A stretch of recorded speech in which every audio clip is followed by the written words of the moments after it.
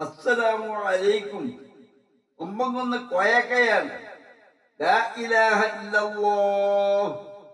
ശരീരത്തിൽ നിന്ന് റൂഹ് അഥവാ ആത്മാവ് വേർപെട്ട് പോയാലും, കബറിൽ വെച്ച് മണ്ണോട് ചേർന്ന് പോയാലും, അല്ലെങ്കിൽ കടലിൽ മീനുകളുടെയോ മറ്റു മൃഗങ്ങളുടെയോ വയറ്റിൽ പെട്ടാലും, മറ്റു കരിഞ്ഞു വെണ്ണീറായാലും, എന്തിൽ അലിഞ്ഞു ചേർന്നാലും വീണ്ടും ആത്മാവിനെ ശരീരവുമായി ബന്ധിപ്പിച്ച് മലക്കുകളുമായി ചോദ്യോത്തരം കഴിഞ്ഞ് നല്ലവരാണെങ്കിൽ സ്വർഗത്തിലേക്ക് ദർശനം നടത്തി ആനന്ദം കൊണ്ടുകയും, കുറ്റക്കാരനാണെങ്കിൽ നരകശിക്ഷ കണ്ട് ഭയചകിതനാവുകയും ചെയ്തുകൊണ്ട് പുനരുദ്ധാന നാളുവരെ പരിസക്തിയായ ലോകത്ത് നിലകൊള്ളുന്നു. റൂഹ് അഥവാ ആത്മാവിന്റെ യാഥാർത്ഥ്യം മനസ്സിലാക്കാൻ മനുഷ്യൻ അശക്തനാണ്. ആത്മാവിന്റെ യാഥാർത്ഥ്യം അള്ളാഹുവിൽ മാത്രമാണ്. ആത്മാവ് തിരിയുന്നതോടെ ഭൗതിക ജീവിതത്തിന് വിരാമമായി, അഥവാ പരലോക ജീവിതത്തിന് തുടക്കവുമായി. ദേഹത്തിൽ നടത്തിക്കൊണ്ടിരിക്കുന്ന പ്രവർത്തനങ്ങൾ നിശ്ചലമാകുന്നതിന് മരണം എന്ന് പറയുന്നു. അതോടെ ഇഹലോക ജീവിതം അവസാനിക്കുന്നു. ആത്മാവ് വേർപെട്ട് പോയാലും നശിക്കാതെ സ്ഥിതി ചെയ്യുന്നതാണെന്നും ഗ്രഹിക്കാവുന്നതാണ്. ആത്മാവ് സ്വയം സ്ഥിതി ചെയ്യുന്ന ഒരു വസ്തുവാണെന്നും അതിന്റെ നിലനിൽപ്പിന് ശരീരത്തിന്റെ ആവശ്യമില്ലെന്നും മരണാനന്തരം അത് അവശേഷിക്കുന്നുണ്ടെന്നും മരണമെന്നത് അതിന്റെ നാശമല്ലെന്നും പ്രസ്തുത കൈ, കാൽ, നേത്രം, കർണം മുതലായ അവയവങ്ങളും പഞ്ചേന്ദ്രിയങ്ങളും അതിൽ നിന്ന് വേർതിരിയുക മാത്രമാണെന്ന് അറിഞ്ഞവർക്ക് മാത്രമേ ആത്മീയ ശിക്ഷയുടെ യാഥാർത്ഥ്യം ഗ്രഹ്യമാവുകയുള്ളൂ. ഒരുവൻ പഞ്ചേന്ദ്രിയങ്ങൾ അവനിൽ നിന്നും വേർപിരിയുമ്പോൾ അവക്കതീതമായിരുന്ന അവന്റെ ഭാര്യ, സന്താനങ്ങൾ, സമ്പത്ത്, ദാസന്മാർ, ആടുമാടുകൾ, വീടുകൾ എന്നിവയും എന്നല്ല ആകാശവും ഭൂമിയും അവയിൽ അടങ്ങിയ സർവ്വതും അവനുമായി എന്നേക്കുമായി വേർപിരിയുന്നു. മരണമെന്നത് ഇഹലോക ജീവിതത്തിൽ മനുഷ്യൻ അനുവർത്തിച്ചു പോന്ന നല്ലതും ചീത്തയുമായ പല കർമ്മങ്ങൾക്കും ഭാരതീയ ലോകത്ത് വെച്ച് അർഹമായ പ്രതിഫലം നൽകാനുള്ള ഒരു പുതിയ ജീവിതത്തിലേക്കുള്ള തുടക്കമാണെന്ന് വിശുദ്ധ ഖുർആൻ നമ്മെ പഠിപ്പിക്കുന്നു. മരിച്ചു മണ്ണടിഞ്ഞതിനു ശേഷം തങ്ങൾ വീണ്ടും ശ്രദ്ധിക്കപ്പെടുമോ എന്ന സംശയത്തിലാണ് അള്ളാഹുവിൽ വിശ്വസിക്കാത്ത സത്യനിഷേധികൾ. മരണാനന്തരം അഖിലലോക സൃഷ്ടാവും സംരക്ഷകനും ഇഹത്തിലും പരത്തിലും പരമാധികാരിയുമായ ആ നാഥനെ കണ്ടുമുട്ടാൻ അവർ ആഗ്രഹിക്കുന്നില്ല. അതിന്റെ സാധ്യതയെ തന്നെ അവർ നിഷേധിക്കുകയും ചെയ്യുന്നു. എന്നാൽ യാഥാർത്ഥ്യം എന്താണ്? ഓരോ വ്യക്തിയെയും മരണപ്പെടുത്താൻ ഏൽപ്പിക്കപ്പെട്ട ഒരു മലക്കുണ്ട്. അസ്രായീലിനെ സഹായിക്കാൻ വേറെയും മലക്കുകൾ നിയോഗിക്കപ്പെട്ടിട്ടുണ്ട്. നിശ്ചിത സമയത്ത് ആ മലക്കുകൾ നമ്മെ മരണപ്പെടുത്തും. അനന്തരം നാം അള്ളാഹുവിലേക്ക് മടക്കപ്പെടുകയും ചെയ്യും. ചിലർ നിഷേധിക്കുന്നത് കൊണ്ട് മാത്രം ഇത് സംഭവിക്കാതിരിക്കുകയില്ല. ഇസ്രാഫീൽ അലൈഹിസ്സലാം കാഹളം ഊതുന്നതിന്റെ ചുമതല ഏൽപ്പിക്കപ്പെട്ട മലക്കാണ്. പ്രപഞ്ചത്തിന്റെ സർവനാശത്തിനും ശേഷം ഇസ്രാഫീൽ അലൈഹിസ്സലാം മരിച്ചു വീഴുന്നത് വരെ മനുഷ്യന്റെ സേവകരായും കാവൽക്കാരായും ശുപാർശകരായും ഗുണകാംക്ഷികളായും അല്ലാഹുവിനെ നിഷേധിക്കുന്നവരെ ശപിക്കുന്നവരായും ഇസ്രാഫീൽ അലൈഹിസ്സലാമിന്റെ കൂടെ അസംഖ്യം മലക്കുകൾ സദാ കൂടെ ഉണ്ടായിരിക്കും. ഇസ്രാഫീൽ അലൈഹിസ്സലാമിനെ അല്ലാഹു വീണ്ടും ജീവിപ്പിക്കുകയും വിചാരണക്കുള്ള പുനരുദ്ധാനത്തിന്റെ കാഹളം മുഴക്കുകയും ചെയ്യുമ്പോൾ വീണ്ടും മലക്കുകൾ വിശ്വാസികളും അവിശ്വാസികളുമായി മനുഷ്യരുടെ ചുമതല ഏറ്റെടുക്കുകയും സാക്ഷികളായും ശിക്ഷകരായും ഹാജരാവുകയും ചെയ്യുന്നു. അങ്ങനെ മലക്കുകളുടെ സാന്നിധ്യത്തിൽ നിന്ന് മുക്തമായ ഒരു സെക്കൻഡിന്റെ ചെറിയൊരു അംശം സമയം പോലുമില്ല. മനുഷ്യ ജീവിതത്തിൽ എല്ലാം നന്മയുടെയും തിന്മയുടെയും എല്ലാ സെക്കൻഡിലും മനുഷ്യരിൽ മലക്കുകളുടെ സാന്നിധ്യം ഉണ്ടായിരിക്കും. മലക്കുകൾക്ക് ശരീരക ആഗ്രഹങ്ങളൊന്നുമില്ല. അവർ ഒരിക്കലും പീഡിക്കുന്നില്ല, തിന്നുകയോ കുടിക്കുകയോ ചെയ്യുന്നില്ല, കോപവുമില്ല. മലക്കുകൾക്ക് അല്ലാഹുവിന്റെ പ്രത്യേകാനുമതിയോടെ മനുഷ്യരുടെ അടക്കം വിവിധ രൂപങ്ങൾ സ്വീകരിക്കാൻ കഴിയും. ഈ ജീവിതത്തിൽ മലക്കുകളെ സാധാരണക്കാർക്ക് കാണാൻ കഴിയുക അത്തരമൊരു അവസ്ഥയിൽ മാത്രമായിരിക്കും. അവിശുദ്ധവും അധാർമികവും ബഹുദൈവത്വപരമായ സാഹചര്യങ്ങൾ റഹ്മത്തിന്റെ മലക്കുകളുടെ ജോലിയെ തടസ്സപ്പെടുത്തും. നായ്ക്കൾ, വൃത്തിഹീനമായ സ്ഥലങ്ങൾ, അല്ലെങ്കിൽ അവരെ അലോസരപ്പെടുത്തുന്ന ചിത്രങ്ങളുടെയോ രൂപങ്ങളുടെയോ സാന്നിധ്യം എന്നിവ നമ്മുടെ വീട്ടിൽ അവർ പ്രവേശിക്കുന്നതിൽ നിന്ന് അവരെ തടഞ്ഞേക്കാം. എന്നാൽ ശിക്ഷയുടെ മലക്കുകൾക്ക് എവിടെ പ്രവേശിക്കുന്നതിനും ഇതൊന്നും തടസ്സമാകില്ല. അതുപോലെ തിന്മകൾ രേഖപ്പെടുത്തുന്ന മലക്കുകളെയും യാതൊന്നും തടയുകയില്ല. മലക്കുകൾ സാധാരണയായി സൽഗുണമുള്ള പെരുമാറ്റത്തെ ഇഷ്ടപ്പെടുന്നു. അതേസമയം മനുഷ്യർക്ക് പാപം ചെയ്യാനുള്ള കഴിവുണ്ട്. മാത്രമല്ല, പശ്ചാത്താപിക്കാനും കഴിയും. പാപം ചെയ്യാൻ സ്വാതന്ത്ര്യമുണ്ടായിട്ടും അല്ലാഹുവിനെ ഭയപ്പെട്ടു ചെറു പാപത്തിൽ നിന്നും വൻ പാപത്തിൽ നിന്നും ഒഴിവാക്കുക എന്നത് മനുഷ്യർക്ക് ബോധപൂർവം ഹറാമും ഹലാലും തിരഞ്ഞെടുത്ത് ജീവിക്കാനുള്ള കഴിവ് കാരണം മലക്കുകളേക്കാൾ ഉയർന്ന തലത്തിലെത്താൻ മനുഷ്യർക്ക് അല്ലാഹു അനുഗ്രഹിക്കുന്നു. മലക്കളുടെ വിശുദ്ധിയും അല്ലാഹുവോടുള്ള അനുസരണവും കൊണ്ട് അല്ലാഹു അവരെ വാഴ്ത്തി പറഞ്ഞിട്ടുമുണ്ട്. മലക്കുകളുടെ പേര് കേൾക്കുമ്പോൾ അലൈഹിസ്സലാം എന്ന് പറയുക സുന്നത്താണ്. അല്ലാഹു ബദറിൽ സഹായത്തിനായി 5000 മലക്കുകളെ പ്രത്യേക വേഷത്തിൽ ഇറക്കിയതായി നാം കേട്ടിട്ടുണ്ടാവും. എന്തിനാണ്? പരമ ദുർബലരായ ഏതാനും മനുഷ്യരെ ഒതുക്കാൻ ആ മനുഷ്യരുടെ 5 ഇരട്ടിയിലേറെ മലക്കുകൾ. അത് അല്ലാഹുവിന്റെ പ്രതാപ പ്രകടനമാണത്. സത്യത്തിൽ ഒരു മലക്കിന്റെ ഒരു സെക്കൻഡ് നേരത്തെ അട്ടഹാസം മാത്രം മതി അവരെല്ലാം മരിച്ചൊടുങ്ങാൻ. സൃഷ്ടികളുടെ അഹങ്കാരം അല്ലാഹു സഹിക്കുകയോ പൊറുക്കുകയോ ചെയ്യില്ല. അല്ലാഹുവിന് സഹായത്തിനായി ഒരു സൃഷ്ടിയുടെയും ആവശ്യവുമില്ല. അല്ലാഹുവിന് വേണ്ടി ആരും ഉപകാരം ചെയ്യേണ്ടതുമില്ല. സൃഷ്ടികളെ ഒന്നടക്കം നശിപ്പിച്ചാലും അല്ലാഹുവിന്റെ ആധിപത്യത്തിനോ പ്രതാപത്തിനോ കുതിരത്തിനോ ഒരു കുറവും വരില്ല. ഇനി അല്ലാഹുവിന് എതിരെ എല്ലാവരും പ്രവർത്തിച്ചാലും അല്ലാഹുവിന് ഒരു നഷ്ടവും വരുത്താനും കഴിയില്ല. ഇതെല്ലാം ഖുർആനിലൂടെ അല്ലാഹു വിളംബരം ചെയ്യുന്നു. നബി സല്ലല്ലാഹു അലൈഹി വസല്ലമയുടെ ഹദീസുകളും വ്യക്തമായി നമ്മളെ പഠിപ്പിച്ചതുമാണ്. ചോദിക്കട്ടെ, ഏത് പ്രവാചകനാണ് അല്ലാഹു അല്ലാത്തവരുടെ പിന്തുണയുണ്ടായിരുന്നത്? ആദം നബി അലൈഹിസ്സലാമിയെ അല്ലാഹു അല്ലാത്ത മറ്റു ഏത് ശക്തിയാണ് അവിടുത്തെ സഹായിച്ചത്? അല്ലാഹു അല്ലാതെ ആരുമില്ല.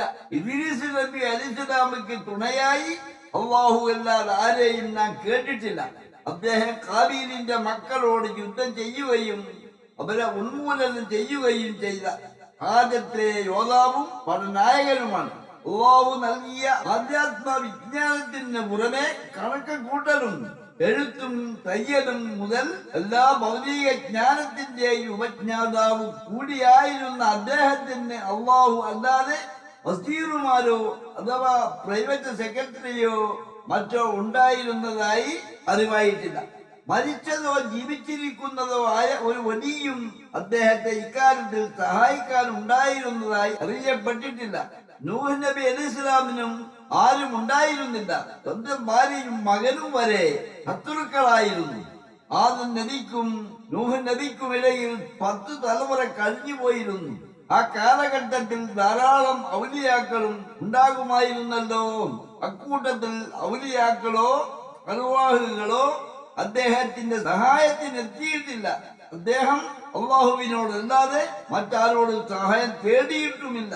മൂസ നബി അലൈഹിസ്സലാമുക്കും അല്ലാഹു അല്ലാതെ വസീറോ മറ്റോ ഉണ്ടായിരുന്നില്ല. അതീവ ബലവാന്മാരായിരുന്നു അദ്ദേഹത്തിന്റെ ശത്രുക്കൾ. സാലിഹ് നബി അലൈഹിസ്സലാമിക്ക് അല്ലാഹു അല്ലാതെ ആരും സഹായത്തിന് ഉണ്ടായിരുന്നില്ല. തന്റെ ജനത മുഴുവൻ അദ്ദേഹത്തിന്റെ എതിരായിരുന്നു. അദ്ദേഹത്തിന്റെ ജനതയുടെ നിർമ്മിതികൾ ഇന്നും ലോകവിസ്മയമാണ്. അതിന്റെ ഒരു ഭാഗമായിരുന്നു ഇപ്പോൾ പുനരുദ്ധരിക്കാൻ ശ്രമിക്കുന്ന ജസീറത്തുൽ അറബിലെ അൽ കുലാ നഗരം.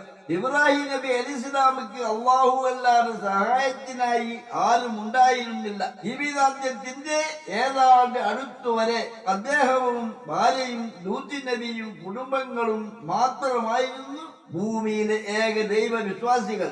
ഇബ്രാഹിം നബിയെ ബഹുദൈവ ആരാധകർ അവിടുത്തെ അഗ്നികുണ്ഡത്തിൽ എറിഞ്ഞപ്പോൾ ഒരു പ്രവാചകന്റെയും ഒരു റസൂലിന്റെയും ഒരു വലിയന്റെയും അർവാഹ് അവിടുത്തെ സഹായത്തിന് എത്തിയിട്ടില്ല. അല്ലാഹു അദ്ദേഹത്തെ സഹായിക്കാനായി ജിബ്രീലിനെ അയച്ചു. ജിബ്രീൽ ചോദിച്ചു, എന്നാൽ അള്ളാഹുവിന്റെ സഹായമല്ലാതെ ജിബ്രീൽ അലൈഹിസ്സലാമിന്റെ സഹായം പോലും സ്വീകരിക്കാൻ ഇബ്രാഹിം നബി അലൈഹിസ്സലാം തയ്യാറായില്ല. മരുഭൂമിയിൽ ദാഹിച്ചു വരേണ്ട ഇസ്മായിലിനെയും ഉമ്മയെയും സഹായിച്ചത് ഔലിയാക്കളോ മഹാന്മാരുടെ അർവാഹുകളോ അല്ല, മലക്കുകളായിരുന്നു. ജിബ്രീൽ അലൈഹിസ്സലാം ശേഷം വന്ന യൂസുഫ് നബി അലൈഹിസ്സലാമിക്ക് അള്ളാഹു അല്ലാതെ ആരായിരുന്നു സഹായികൾ? തന്റെ സഹോദരന്മാർ തന്നെ കൊണ്ടിട്ട പൊട്ടക്കിടത്തിൽ അള്ളാഹു അല്ലാതെ ആരായിരുന്നു സഹായികൾ? തന്നെ അന്യായമായി തടവിലിട്ടു ജയിലിൽ അള്ളാഹു അല്ലാതെ ആരായിരുന്നു സഹായികൾ? സ്വന്തം സഹോദരന്മാർ തന്നെയായിരുന്നു അദ്ദേഹത്തിന്റെ ശത്രുക്കൾ. അവരായിരുന്നു യൂസുഫ് നബി അലിസ്ലാമിയെ പൊട്ടക്കിണറ്റിൽ എറിഞ്ഞത്. മൂസാ നബി അലിസ്ലാം ഒരു വസീറിനെ ചോദിച്ചു നോക്കി. അള്ളാഹു അദ്ദേഹത്തിന് ഒരു പ്രവാചകനെയാണ് സഹായിയായി നൽകിയത്. അതിൽ നബി സമകാലികരാണ്. മൂസാ നബി അലിസ്ലാം ഫറോവക്കെതിരെ ഒരിക്കൽ പോലും അതിൽ നബിയുടെ സഹായം തേടിയില്ല. ദാവൂദ് നബി അലൈഹിസ്സലാം ഇരുമ്പ് കൊണ്ട് പടയങ്കികൾ നിർമ്മിച്ചാണ് ഉപജീവനം കഴിച്ചത്. രാജാവുമായിരുന്നു. എന്നാൽ അദ്ദേഹത്തിന്റെ ഔലിയാക്കളുടെയോ അർവാഹുകളുടെയോ സഹായം ഉണ്ടായിരുന്നതായി അറിവായിട്ടില്ല. ജാലൂത്തിനെ വധിക്കാൻ അദ്ദേഹം ഒരു കവണയാണ് ഉപയോഗിച്ചത്. ഒരു അർവാഹും കൂട്ടുണ്ടായിരുന്നില്ല. അദ്ദേഹത്തിന്റെ കൂടെ യുദ്ധത്തിന് ഉണ്ടായിരുന്ന ഏറെ പേരും നീയും നിന്റെ റബ്ബും പോയി യുദ്ധം ചെയ്യൂ, ഞങ്ങൾ ഇവിടെ ഇരിക്കുകയാണ് എന്ന് പറയുകയാണ് ചെയ്തത്. പൗരാണിക ലോകം അടയ്ക്കുവാണ്. 4 രാജാക്കന്മാരിൽ ഒരാളും പ്രവാചകനും അള്ളാഹുവിന്റെ പരമഭക്തനുമായിരുന്ന സുലൈമാൻ നബി അലൈഹിസ്സലാമിയെ നാം ഒന്ന് പരീക്ഷിക്കുക തന്നെ ചെയ്തു. അദ്ദേഹത്തിന്റെ സിംഹാസനത്തിന്മേൽ നാം ഒരു ജഡം ഇട്ടു. പിന്നെ അദ്ദേഹം അള്ളാഹുവിലേക്ക് പശ്ചാത്താപിച്ചു മടങ്ങി. സൂറത്ത് സ്വാദ് 34. സുലൈമാൻ നബിക്ക് ഗുരുതരമായ രോഗം ബാധിച്ചു. രോഗാതുരനായി ചില ദിശകളിൽ നിന്നുള്ള വിപത്തുകളും അതിനാൽ മനസ്സിനെ ബാധിച്ച വയവും മുഖേന അള്ളാഹു അദ്ദേഹത്തെ പരീക്ഷണ വിധേയനാക്കി. ആ ഭയം നിമിത്തം തന്റെ സിംഹാസനത്തിൽ ഒരു ജനക്കണക്കെ അദ്ദേഹം ഉപവിഷ്ടനായി. പിന്നീട് അള്ളാഹു ആ അവസ്ഥ മാറ്റിക്കൊടുക്കുകയും അദ്ദേഹം ആരോഗ്യവും മനഃശാന്തിയും കൈവരിക്കുകയും ചെയ്തു. സുലൈമാൻ നബിക്കുമില്ല സഹായികളാരും. അദ്ദേഹത്തിന് നബിമാരുടെയും ഒരു ഔലിയാക്കളുടെയും ഒരു അർവാഹുകളോ ഒരു ശിവയുമായും എത്തിയില്ല. അള്ളാഹുവിനോട് അദ്ദേഹം പറഞ്ഞു, എന്റെ നാഥ, എനിക്ക് നീ പുറത്തു തരികയും എന്റെ ശേഷം മറ്റാർക്കും തരപ്പെടാത്ത രാജ്യമദ്യം എനിക്ക് നൽകുകയും ചെയ്യണമേ. നീ തന്നെയാണല്ലോ അത്യാനുദാനൻ. സൂറത്ത് സ്വാദ് 35. അപ്പോൾ അദ്ദേഹത്തിന് ആ കാറ്റിനെ അധീനപ്പെടുത്തി കൊടുത്തു. താൻ ഉന്നം വെക്കുന്ന സ്ഥലത്തേക്ക് തന്റെ കൽപ്പന പ്രകാരം സൗമ്യമായി അത് സഞ്ചരിക്കുമായിരുന്നു. സൂറത്ത് സ്വാദ് 36. സുലൈമാൻ നബി വഫാത്തായപ്പോൾ പോലും മന്ത്രി ആസഫ് അടക്കം ചുറ്റുമുള്ള ഒരു വലിയും അത് തിരിച്ചറിഞ്ഞില്ല. ഖുർആൻ പറയുന്നു, നാം അദ്ദേഹത്തിന് മരണം വിധിച്ചപ്പോൾ അദ്ദേഹത്തിന്റെ ഊതുപടി തിന്നുകയായിരുന്ന ചിലർ മാത്രമാണ് അദ്ദേഹത്തിന്റെ മരണത്തെ പറ്റി അവർക്ക് ജിന്നുകൾക്ക് അറിവ് നൽകിയത്. അങ്ങനെ അദ്ദേഹം വീണപ്പോൾ തങ്ങൾക്ക് അദൃശ്യകാര്യം അറിയുമായിരുന്നെങ്കിൽ അപമാനകരമായ ശിക്ഷയിൽ തങ്ങൾ കഴിച്ചു കൂട്ടേണ്ടി വരില്ലായിരുന്നു എന്ന് ജിന്നുകൾക്ക് ബോധ്യമായി. സൂറത്തുൽ ഹദീദ് 14. സുലൈമാൻ നബി അലൈഹിസ്സലാം എങ്ങനെയാണ് മരിച്ചതെന്നും കഠിനാധ്വാനം ചെയ്യാൻ അള്ളാഹു അദ്ദേഹത്തിന് കീഴ്പ്പെടുത്തി കൊടുത്ത ജിന്നുകളിൽ നിന്നും അള്ളാഹു അദ്ദേഹത്തിന്റെ മരണം മറച്ചു വെച്ചത് എങ്ങനെയെന്നുമാണ് ഖുർആനിലൂടെ അള്ളാഹു വിവരിച്ചത്. പ്രമുഖ ഖുർആൻ വ്യാഖ്യാതാക്കളായ ഇബ്നു അബ്ബാസ് റളിയല്ലാഹു അൻഹു, മുജാഹിദ് റളിയല്ലാഹു അൻഹു, ഹസൻ റളിയല്ലാഹു അൻഹു, ഖതാദ റളിയല്ലാഹു അൻഹു തുടങ്ങിയവർ വിവരിക്കുന്നു. അദ്ദേഹം തന്റെ വടിയിൽ ഊതി നിൽക്കുകയായിരുന്നു. വളരെ കാലം, മാസങ്ങളോളം അദ്ദേഹം അങ്ങനെ തന്നെ തുടർന്നു. ഭൂമിയിലെ ഒരു തരം ഒരു ജീവി, അതായത് ചിരൽ, ആ വടി കാർന്നു തിന്നപ്പോൾ അത് ദുർബലമാവുകയും അദ്ദേഹത്തിന്റെ മൃതശരീരം നിലത്ത് വീഴുകയും ചെയ്തു. അപ്പോഴാണ് അദ്ദേഹം വളരെ കാലം മുമ്പേ മരിച്ചു പോയിരുന്നുവെന്ന് വ്യക്തമായത്. തങ്ങൾ മറന്ന കാര്യങ്ങൾ അറിയുന്നവരാണെന്ന് ജിന്നുകൾ കരുതിയിരുന്നു. ജിന്നുകൾ അങ്ങനെ ആളുകളെ കബളിപ്പിക്കാൻ ശ്രമിക്കുകയും ചെയ്തിരുന്നു. ഇതോടെ ജിന്നുകൾക്ക് മറന്ന കാര്യങ്ങൾ അറിയില്ലെന്നും മനുഷ്യർക്കും ഖുർആൻ ഒരുപോലെ വ്യക്തമാക്കി കൊടുത്തു. മന്ത്രവാദത്തിനും അഭിചാരം, കൂടോത്രം, സിഹ്റ് മറ്റുമായും അള്ളാഹുവിനെ കൂടാതെയുള്ള സഹായത്തിനും കൂട്ടുപിടിക്കുന്ന ഇന്നത്തെ കാലത്തെ ആൾക്കാത്തുകൾ കണക്കി നോക്കി പറയുന്ന മന്ത്രവാദം അടക്കം പല കാര്യങ്ങളും ചെയ്തു കൊടുക്കുന്നു. അക്കാലത്തെ ജിന്നുകൾക്കും മനുഷ്യർക്ക് പോലും സുലൈമാൻ നബി അലൈഹിസ്സലാം വഫാത്തായത് അറിഞ്ഞില്ല. പിന്നെ ഇവർക്കാണോ വൈദിയായ കാര്യങ്ങൾ അറിയുക? അയ്യൂബ് നബി അലൈഹിസ്സലാം ക്ഷമയുടെ അവസാന വാക്കായിരുന്നു 18 കൊല്ലമാണ് മറ്റുള്ളവർക്ക് അറുപ്പ് തോന്നുന്ന ഒരു രോഗവുമായിക്കൊണ്ട് അവിടുന്ന് പരീക്ഷിക്കപ്പെട്ടത്. ആ കാലഘട്ടത്തിൽ എത്ര നബിമാരുടെയും ഔലിയാവിന്റെയും അർവാഹ് പരലോകത്തുണ്ടായിരുന്നു. ആരും അദ്ദേഹത്തിന് സഹായത്തിനെത്തിയില്ല, ആരും തിരിഞ്ഞു നോക്കിയതുമില്ല. അയ്യൂബ് നബി അലൈഹിസ്സലാം അവരോട് ആരോടും സഹായം തേടിയതുമില്ല. ഒടുവിൽ അള്ളാഹുവിന്റെ കാരുണ്യമാണ് അയ്യൂബ് നബിയുടെ സഹായത്തിനെത്തിയത്. അതുപോലെ യൂനുസ് നബി അലൈഹിസ്സലാം സ്വന്തം ജനത അദ്ദേഹത്തിൽ അവിശ്വസിച്ചതു കാരണം രൂപിതനായി അവരെ വിട്ട് പാലായനം ചെയ്യുകയും അതിനായി ഒരു കപ്പലിൽ കയറുകയും ഒടുവിൽ കപ്പൽ ഭാരം കൂടുതൽ കാരണം മുങ്ങിപ്പോകുമെന്നായപ്പോൾ അവയിൽ ചിലരെ ഒഴിവാക്കാൻ വേണ്ടി നറുക്കിടുകയും എല്ലാ തവണയും നറുക്ക് അദ്ദേഹത്തിന് ലഭിക്കുകയും ചെയ്തു. ഒടുവിൽ അദ്ദേഹം തന്നെ കടലിലേക്ക് എടുത്തു ചാടുകയും ഒരു മീൻ അദ്ദേഹത്തെ വിഴുങ്ങുകയും ചെയ്തു. ഒരു നബിമാരുടെയും ഒരു ഔലിയാക്കളുടെയും അർവാഹും വെള്ളം തൊടും മുമ്പ് അദ്ദേഹത്തിന്റെ രക്ഷക്കെത്തിയില്ല. ഗതികെട്ട ആ നിമിഷത്തിൽ മീനിന്റെ വയറ്റിൽ നിന്ന് പോലും അള്ളാഹുവിനോടല്ലാതെ അദ്ദേഹം ആരോടും സഹായം തേടിയിട്ടുമില്ല. യൂനുസ് നബി അലൈഹിസ്സലാം തെറ്റു സമ്മതിച്ചപ്പോൾ അള്ളാഹു അദ്ദേഹത്തിന് മാപ്പ് കൊടുക്കുകയും കരയിലേക്ക് രക്ഷപ്പെടുത്തുകയും വലിയൊരു ജനസമൂഹത്തെ വിശ്വാസികളായി നൽകുകയും ചെയ്തു. തുടർന്ന് ഈസാ നബി അലൈഹിസ്സലാം വന്നു. ഒരു ഒലിയും അദ്ദേഹത്തിന് കൂട്ടിനുണ്ടായിരുന്നില്ല. കൂടെ ഉണ്ടായിരുന്നവരൊക്കെ അദ്ദേഹത്തെ തള്ളി പറയുകയാണ് ചെയ്തത്. ഒടുവിൽ അള്ളാഹു അദ്ദേഹത്തെ ആകാശത്തേക്ക് ഉയർത്തുകയാണ് ചെയ്തത്. ഇതാ നമ്മുടെ പ്രവാചകൻ മുഹമ്മദ് നബി സല്ലല്ലാഹു അലൈഹി വസല്ലമക്കും ആ അർത്ഥത്തിലുള്ള ഒരു വസീറും ഉണ്ടായിരുന്നില്ല. പകരം പാവപ്പെട്ട ബിലാലിനെയും അമ്മാലിനെയും അബൂദറിനെയും പോലുള്ള ജനങ്ങളായിരുന്നു കൂട്ടുകാർ. അല്ലാഹു നബി സല്ലല്ലാഹു അലൈഹി വസല്ലമക്ക് കൂട്ടായി നൽകിയത് ഖുറൈശികളിലെ ചുരന്മാർ മുഴുവൻ നബി സല്ലല്ലാഹു അലൈഹി വസല്ലമയോട് ശത്രുത പുലർത്തി. അബൂബക്കർ സിദ്ദീഖ് റളിയല്ലാഹും ഉമർ ഇബ്നു ഖത്താബ് റളിയല്ലാഹു അൻഹും അലി ഇബ്നു അബീ ത്വാലിബ് റളിയല്ലാഹു അൻഹും ഉസ്മാൻ ഇബ്നു അഫ്ഫാൻ റളിയല്ലാഹു അൻഹും ഒക്കെ അവിടെ ഉണ്ടായിരുന്നു.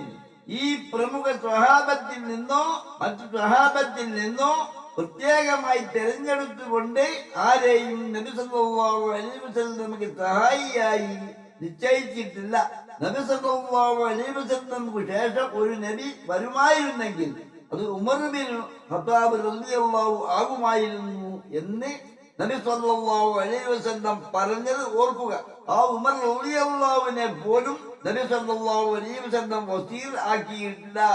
ആരെയും തന്റെ പിൻഗാമിയായി നിശ്ചയിച്ചിട്ടില്ല. അത് അള്ളാഹുവിന്റെ നിശ്ചയം. പ്രവാചകർക്ക് കിട്ടാത്ത ഈ സൗഭാഗ്യമുണ്ടോ ഔലിയാക്കന്മാരുള്ള അർവാഹുകൾക്കും അതുപോലെയുള്ളവർക്കും കിട്ടുക? അതിൽ നബി സല്ലല്ലാഹു അലൈഹി വസല്ലമക്കും സഹാബത്തിനും സഹായത്തിനായി അയച്ച അതിരിച്ച ശക്തികളൊന്നും ആരുടെയും അർവാഹായിരുന്നില്ല, സാക്ഷാൽ മലക്കുകളെയായിരുന്നു. എല്ലാം സൃഷ്ടിച്ചതും അല്ലാഹുവാണ്, എല്ലാം പരിപാലിക്കുന്നതും അല്ലാഹുവാണ്, ജീവിതത്തിൽ ഉടനീളം സംരക്ഷിക്കുന്നതും പോറ്റി വളർത്തുന്നതും എല്ലാ വിഭവങ്ങളും സംരക്ഷണവും സൗകര്യങ്ങളും നൽകുന്നതും അള്ളാഹുവാണ്. ഇനി മരിപ്പിക്കുന്നതും പുനർജീവിപ്പിക്കുന്നതും വിചാരണ ചെയ്യുന്നതും ശിക്ഷിക്കുന്നതും രക്ഷിക്കുന്നതും ശിക്ഷിച്ചവരിൽ വളരെയേറെ പേരെ നരകത്തിൽ നിന്നു വീണ്ടെടുക്കുന്നതും അള്ളാഹു തന്നെ. അള്ളാഹുവാണ് സർവലോക സൃഷ്ടാവും സംരക്ഷകനും. സൃഷ്ടികളെ ഓരോന്നിനെയും അവൻ ഉദ്ദേശിക്കുന്നത് പോലെ സൂക്ഷ്മതയിൽ സംരക്ഷിക്കുന്നവനും ഇഹത്തിനും പരത്തിനും പരമാധികാരിയുമായ അള്ളാഹുവിന്റെ നിശ്ചയമാണ് ഓരോ അടിമകളിലും നടക്കുന്നത്. അള്ളാഹു ഏകനാണെന്ന കാര്യത്തിൽ പിശാചിനോളം ഉറപ്പുള്ളവർ ഇന്നത്തെ മനുഷ്യരിൽ കുറവായിരിക്കും. അക്കാര്യത്തിൽ അവന് ഒരു സംശയവുമില്ല. എന്നിട്ടും അവൻ മനുഷ്യരെയും കൂടെയുള്ള തന്റെ സന്തതികൾ കൂടിയായ സാക്ഷാൽ വലിയൊരു വിഭാഗം ജിന്നുകളെ തന്നെയും ഏക ഇലാഹിലേക്കാണോ ക്ഷണിക്കുന്നത്, അതോ ബഹുദൈവ ആരാധനയിലേക്കാണോ കൂടുതൽ പ്രേരണ നൽകുന്നത്? അറിവ് കൊണ്ട് മാത്രം ഹിദായത്ത് നേടുമായിരുന്നെങ്കിൽ പിശാചി ഹിദായത്ത് നേടുമായിരുന്നു. ഇബ്ലീസിനോളം അള്ളാഹുവിനെ കുറിച്ച് അറിവുള്ള മനുഷ്യർ ഇന്ന് ഭൂമിയിൽ ആരാണുള്ളത്? അള്ളാഹുവിന്റെ അറിവിലേക്ക് പ്രവേശനം കിട്ടിയവരെന്നൊക്കെ നമ്മൾ ചിലരെ പരിചയപ്പെടുത്തുന്നുണ്ടല്ലോ. അള്ളാഹു സൃഷ്ടിച്ച എല്ലാ അറിവുകളെയും അവയുടെ പ്രാധാന്യവും നാം അംഗീകരിക്കുന്നു. എന്നാൽ മുർസലുകളും അമ്പിയാക്കളും ഔലിയാക്കളും അടക്കം ആരുടെയെങ്കിലും അർവാഹിനെ അള്ളാഹു തന്റെ പകരക്കാരാക്കി എന്നതിന് ഖുർആനോ ഹദീസോ നമുക്ക് തെളിവ് നൽകുന്നില്ല.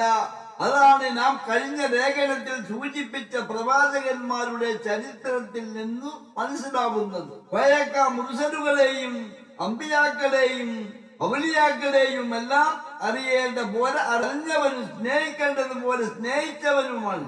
വയക്ക് അരനൂറ്റാണ്ടിലേറെ കാലമായി എല്ലാം അള്ളാഹുവിനോട് ചോദിക്കുന്നു.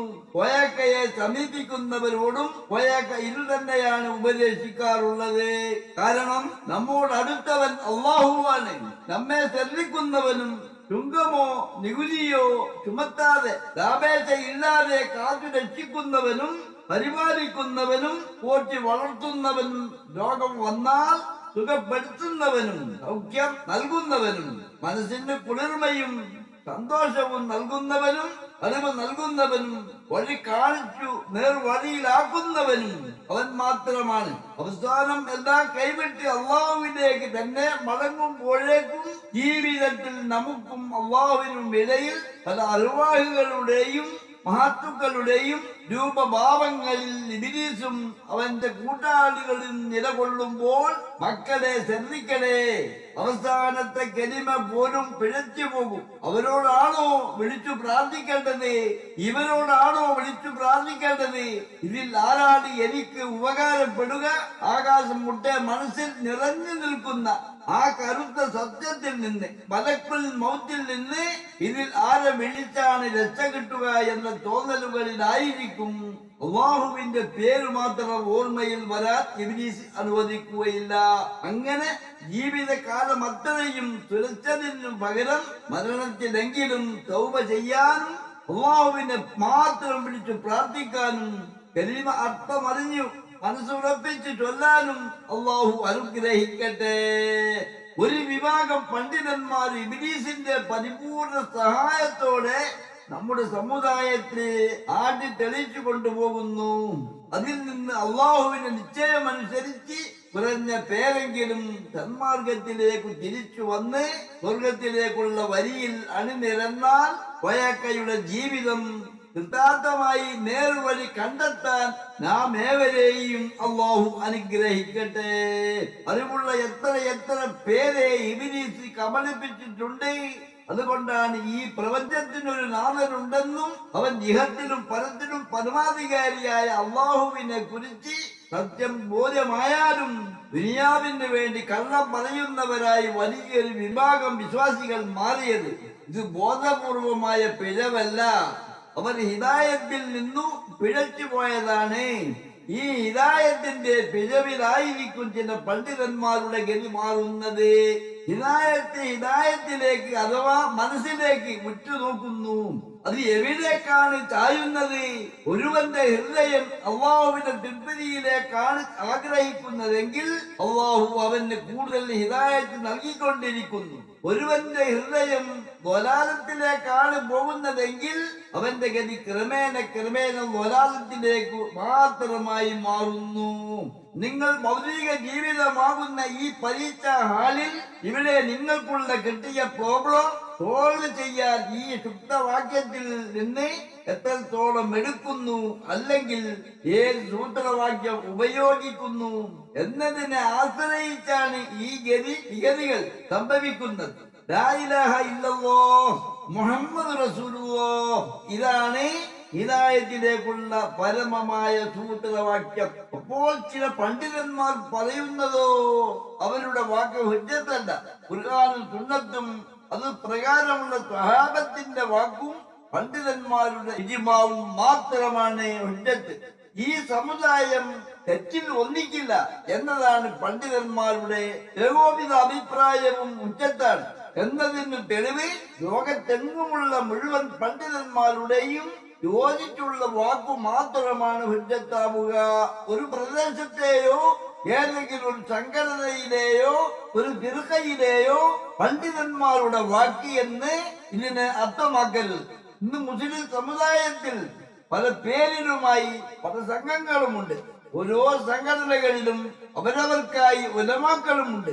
അവർ സമുദായത്തിന് നൽകുന്ന ഉപദേശങ്ങളൊക്കെ അവരുടെ അറിവിൽ നല്ലതാണ്. ഓരോ സംഘാടകരും അവരവരുടെ സംഘടനയിലേക്ക് ആളുകളെയും പണത്തിനെയും സ്ഥാപനങ്ങളെയും വർദ്ധിപ്പിക്കുന്ന തിരക്കിലാണ്. ഓരോ സംഘടനകൾക്കും ധാരാളം ആളുകളും സ്ഥാപനങ്ങളും പണവും ധാരാളമുണ്ട്. ചില സംഘടനകൾക്ക് ആളുകളും സ്ഥാപനങ്ങളും പണവും കുറവായിരിക്കും. അവരവരുടെ ഉപദേശങ്ങൾക്കാകട്ടെ ഒരു കുറവുമില്ല. എന്നാൽ അവരവരുടെ ഉലമാക്കൾ അവരുടെ അറിവിൽ നല്ലതായത് മാത്രമല്ലേ ഏത് സംഘടനക്കാർ ആയാലും ഉപദേശിക്കുകയുള്ളൂ. ഒരു സംഘടനയിൽ ഇല്ലാത്തവരായാലും അവരുടെ അറിവിൽ നല്ലതായത് മാത്രമല്ലേ ഉലമാക്കൾ ഉപദേശിക്കാൻ പരിശ്രമിക്കുകയുള്ളൂ. അതുപോലെ ഉമറാക്കളും അവരുടെ അറിവിൽ നല്ലതായി മാത്രമല്ലേ ഉപദേശിക്കാൻ പരിശ്രമിക്കുകയുള്ളൂ. എന്നിട്ടും അള്ളാഹുവിന്റെ കാരുണ്യം നിറഞ്ഞ പരിശുദ്ധ ദീൻ പെസലായിക്കൊണ്ടിരിക്കുന്നു. ഇന്ന് ഒരു വിഭാഗം ഉലമാക്കൾ അള്ളാഹുവിനെ കുറിച്ചും അള്ളാഹുവിന്റെ പ്രവാചകരെ കുറിച്ചും പ്രവാചകർക്ക് നൽകിയ ഖുർആനിക നിയമവിധി വ്യവസ്ഥകളെ കുറിച്ചും പ്രവാചകരുടെ ചര്യയെ കുറിച്ചും പ്രവാചകരുടെ പ്രബോധനത്തെ കുറിച്ചും ഞങ്ങൾ പഠിച്ചിട്ടുണ്ട്, ഇതെല്ലാം ഞങ്ങൾക്കറിയാം എന്ന് പറയുന്നു. എന്നാൽ അവർ അള്ളാഹുവിനെ കുറിച്ചും അള്ളാഹുവിന്റെ പ്രവാചകരെ കുറിച്ചും അള്ളാഹു പ്രവാചകർക്ക് നൽകിയ ഖുർആനിക നിയമവിധി വ്യവസ്ഥകളെ കുറിച്ചും മനസ്സിലാക്കേണ്ടതുപോലെ മനസ്സിലാക്കിയിട്ടില്ല എന്നാണ് നമുക്ക് മനസ്സിലാകുന്നത്. കാരണം അവർ സ്ഥാനമാനങ്ങളും ഭൗതിക നേട്ടങ്ങളും ആഗ്രഹിച്ചു ജോലിയിലോ മറ്റു വ്യാപാരത്തിലോ കൂടുതൽ പ്രതീക്ഷ തോന്നുന്നുവെങ്കിൽ അവർ ദീനിനെ വിട്ട് ജോലിയിലേക്ക് തിരിയും, അല്ലെങ്കിൽ വ്യാപാരത്തിലേക്ക് തിരിയും. മറ്റു ചിലർക്ക് ജോലിയെക്കാളും വ്യാപാരത്തെക്കാളും കൂടുതൽ വരുമാനം ദീനിലാണ് പ്രതീക്ഷയെങ്കിൽ അവർ ദീനിൽ പരിശ്രമിക്കും. അപ്പോൾ മദ്രസകൾക്കും സ്കൂളുകൾക്കും യതീംഖാനകൾക്കും പള്ളികൾക്കും വേണ്ടിയും അവർ പരിശ്രമിക്കും. ഹറാമും ഹലാലും ഗവനിച്ചും ഗവനിക്കാതെയും പലിശയുമായി ബന്ധപ്പെട്ട് ജീവിക്കുന്നവരുമായി ഒരു വിഭാഗം പണ്ഡിതന്മാർ അവരുമായി സഹകരിച്ചും അനുസരിച്ചും ജീവിതം മുന്നോട്ടു പോകുന്നു. ഹറാമും ഹലാലും ഗവനിക്കാതെ പലിശയുമായി ഇടകലർന്ന് ജീവിതം നയിക്കുന്നത് കൊണ്ടും അല്ലാഹു തൃപ്തിപ്പെടാത്തത് അഥവാ പലിശ കലർന്നത് ഭക്ഷിക്കുന്നത് കൊണ്ടും അവരുടെ ഹൃദയത്തിൽ പിശാച് പല ദുശ്ചെയ്തികൾക്കു പ്രേരിപ്പിച്ചുകൊണ്ടേയിരിക്കും. അവർ അല്ലാഹു തൃപ്തിപ്പെടാത്ത പല ദുശ്ചെയ്തികളും അകപ്പെട്ട് ജീവിതം നയിക്കുന്നത് മറ്റുള്ളവർ പണ്ഡിതന്മാരുടെ ശ്രദ്ധയിൽ പെടുത്തിയാലും നേരിട്ട് പണ്ഡിതന്മാർക്കത് അനുഭവപ്പെട്ടാലും തങ്ങളുടെ കുടുംബത്തിൽ പെട്ടവരാണെങ്കിലും അയൽവാസികളാണെങ്കിലും എത്ര വേണ്ടപ്പെട്ടവരാണെങ്കിലും അവരോട് ശാശ്വതമല്ലാത്ത ഈ ലോകത്തെ കുറിച്ചും ശാശ്വതമായ പരലോകത്തെ കുറിച്ചും അന്ത്യനാളിനെ അഥവാ പുനരുദ്ധാന നാളിനെ കുറിച്ചും പറഞ്ഞ് മനസ്സിലാക്കി കൊടുത്ത് അവരെ ഈ വിഷയത്തിൽ അവരോട് കർശനമായി നിർദ്ദേശിക്കുകയോ ഉപദേശിക്കുകയോ ഇന്നത്തെ പണ്ഡിതന്മാർ ചെയ്യുന്നത് കാണുന്നില്ല. പണ്ഡിതന്മാർ മൗനികളായി അവരുമായി സഹകരിച്ച് ജീവിതം തുടരും. ഈ പണ്ഡിതന്മാരിൽ ചിലർക്ക് വീട് സംബന്ധമായ ആവശ്യങ്ങൾക്കോ ഭൂമി സംബന്ധമായ ആവശ്യങ്ങൾക്കോ വ്യാപാര ആവശ്യങ്ങൾക്കോ കല്യാണ ആവശ്യങ്ങൾക്കോ വാഹന സംബന്ധമായ ആവശ്യങ്ങൾക്കോ പണം ആവശ്യമായി വന്നാൽ ഇവരുമായി സഹകരിച്ച് പണമിടപാടുകൾ നടത്തുകയും ചെയ്യും. പണ്ഡിതന്മാരിൽ വലിയൊരു വിഭാഗം അള്ളാഹു തിരുപ്പതിപ്പെടാത്ത പലിശ ഇടപാടുമായി കലർന്നു ജീവിതം നയിക്കുന്നു. അള്ളാഹു നൽകിയ അവന്റെ കാരുണ്യത്തിന്റെ ഭാഗമായ അറിവ് കുറവുള്ള വിശ്വാസി സമൂഹങ്ങൾക്ക് അള്ളാഹുവിനെ കുറിച്ചും അവൻ സൃഷ്ടിച്ച ഓരോ സൃഷ്ടിക്കും അവൻ നൽകുന്ന അനുഗ്രഹത്തെ കുറിച്ചും കാരുണ്യത്തെ കുറിച്ചും അവതാരത്തെ കുറിച്ചും ശാശ്വതമല്ലാത്ത ഈ ലോകത്തെ കുറിച്ചും ശാശ്വതമായ പരലോകത്തെ കുറിച്ചും അല്ലാഹുവിനെ സൂക്ഷിച്ചും അവന്റെ ദൂതരെ അനുസരിച്ചും അന്ത്യനാളിനെ ഭയപ്പെട്ടും ജീവിതം നയിക്കാൻ ആഗ്രഹിക്കുന്ന അറിവ് കുറവുള്ള വിശ്വാസി സമൂഹങ്ങൾക്ക് അല്ലാഹു ഖുർആൻ മുഖേന അനുവദിച്ചത് ആസ്വദിക്കുകയും നിഷിദ്ധമാക്കിയത് അഖിലവും വർജിക്കുകയും ചെയ്ത് ജീവിച്ചു കാണിച്ചു കൊടുക്കേണ്ടവരായ ഉലമാക്കൾ അഥവാ പണ്ഡിതന്മാർ അല്ലാഹുവും അവന്റെ റസൂലും ഖുർആൻ മുഖേന അവർക്ക് ഏൽപ്പിച്ച ഉത്തരവാദിത്തങ്ങൾ നിർവഹിക്കേണ്ടവരല്ലേ. അല്ലാഹു നിശ്ചയിച്ച ഏത് നിമിഷവും നമ്മൾ ഇഹലോക ജീവിതം വെടിഞ്ഞു പിരിഞ്ഞു പോകേണ്ടവരല്ലേ. അതിനാൽ ജീവിതം എത്ര പാപത്തിന്റെ പടുകുഴിയിലായിരുന്നാലും തൗബയുണ്ട്. ഇനി താൻ അത്രയൊന്നും പാപം ചെയ്തിട്ടില്ലെന്ന് സ്വയം വിശുദ്ധനായി കരുതിയാലും അല്ലാഹുവിലേക്ക് ഖേദിച്ചു മടങ്ങൂ.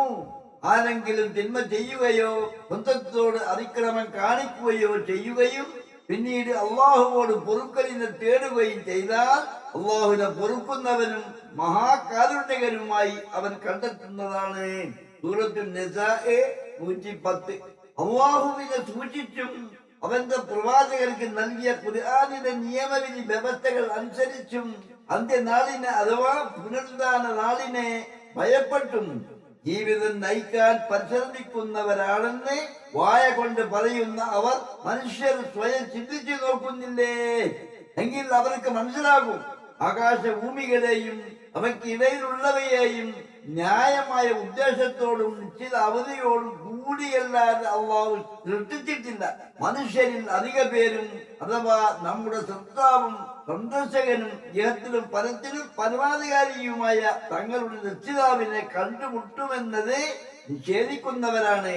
സൂറത്തുൽ റൂം 8. കുറച്ചു വർഷങ്ങളായി നമ്മുടെ നാടുകളിൽ കാശി ഒരുക്കൂട്ടി സ്റ്റോക്ക് ചെയ്യാൻ കഴിവുള്ളവർക്ക് പുതിയൊരു നിക്ഷേപ വരുമാന രീതി കണ്ടുവരുന്നുണ്ട്. പലിശരഹിത ബിസിനസ് സംരംഭത്തിൽ പങ്കാളിയാവുക എന്ന ലേബലിലാണ് ഇത് നടത്തിപ്പോരുന്നത്. സംഗതി ഇങ്ങനെയാണ്. ഒരാളോ അതിൽ കൂടുതലോ ആളുകൾ വിജയകരമായ ഒരു ബിസിനസ് കണ്ട് അത് ചൂണ്ടിക്കാണിച്ച് അതിലേക്ക് ഇൻവെസ്റ്റേഴ്സിനെ ക്ഷണിക്കുന്നു. അതായത് 1 ലക്ഷമോ 5 ലക്ഷമോ 10 ലക്ഷമോ 25 ലക്ഷമോ 30 ലക്ഷമോ തന്നാലും എത്ര ലക്ഷം തന്നാലും മാസത്തിൽ ഇത്ര രൂപ തരാമെന്നാണ് വാഗ്ദാനം. അതായത് 30 ലക്ഷം കൊടുത്താൽ മാസം 30,000 തരാം. അതിൽ കൂടുതൽ കൊടുക്കുന്നവരുമുണ്ട്. ബിസിനസിൽ നിന്നുള്ള ലാഭം എന്ന നിരക്കാണ് ഇത് കൊടുക്കുന്നത്. ഈ ബിസിനസ് ചെയ്യുന്നതിൽ അറിവുള്ള ഒരു വിഭാഗം മുസ്ലിമീങ്ങളുമുണ്ട്. ഒറ്റ നോട്ടത്തിൽ ആകർഷകവും പലിശരഹിതവുമെന്ന് തോന്നാം. എന്നാൽ ഇത് പലിശരഹിത നിക്ഷേപമാണോ? ബിസിനസ്സിലേക്ക് കാശ് മുടക്കുന്നവന് ഒരു അധ്വാനവുമില്ല, ഒരു റിസ്കുമില്ല, ആ ബിസിനസ്സുമായി ഒരു ഉത്തരവാദിത്വവുമില്ല. മാസം കാശ് വൃദ്ധിച്ചിരിക്കുക മാത്രമാണ് അവന്റെ ഒരേ ഒരു ജോലി. ഇങ്ങനെ കിട്ടുന്നതുമായി ജീവിതം കഴിക്കുന്ന ധാരാളം പേർ നമ്മുടെ ചുറ്റുമുണ്ട്. മിക്ക പേരും മതപരമായ അറിവുള്ളവരും അവരുടെ കുടുംബങ്ങളും അല്ലാത്തവരുമായവർ പല പ്രദേശങ്ങളിലും പല നാടുകളിലും ധാരാളമുണ്ട്. ചില ബിസിനസ് ഗ്രൂപ്പുകൾ പറയുന്നു, കാശ് ഉള്ളവർ നമ്മുടെ ബിസിനസ് ഗ്രൂപ്പിലേക്ക് ഇൻവെസ്റ്റ് ചെയ്യൂ, ഹലാലായ വരുമാനം വർഷത്തിൽ കണക്ക് നോക്കി ലാഭവിഹിതം വീതിച്ചു തരാം. ഉദ്ദേശിക്കുന്ന ബിസിനസ്സിലേക്ക് കാശ് മുടക്കി കൊടുക്കുന്നവന് ഒരു അധ്വാനവുമില്ല. ഒരു റിസ്കുമില്ല, ബിസിനസ്സുമായി ഒരു ഉത്തരവാദിത്വവുമില്ല.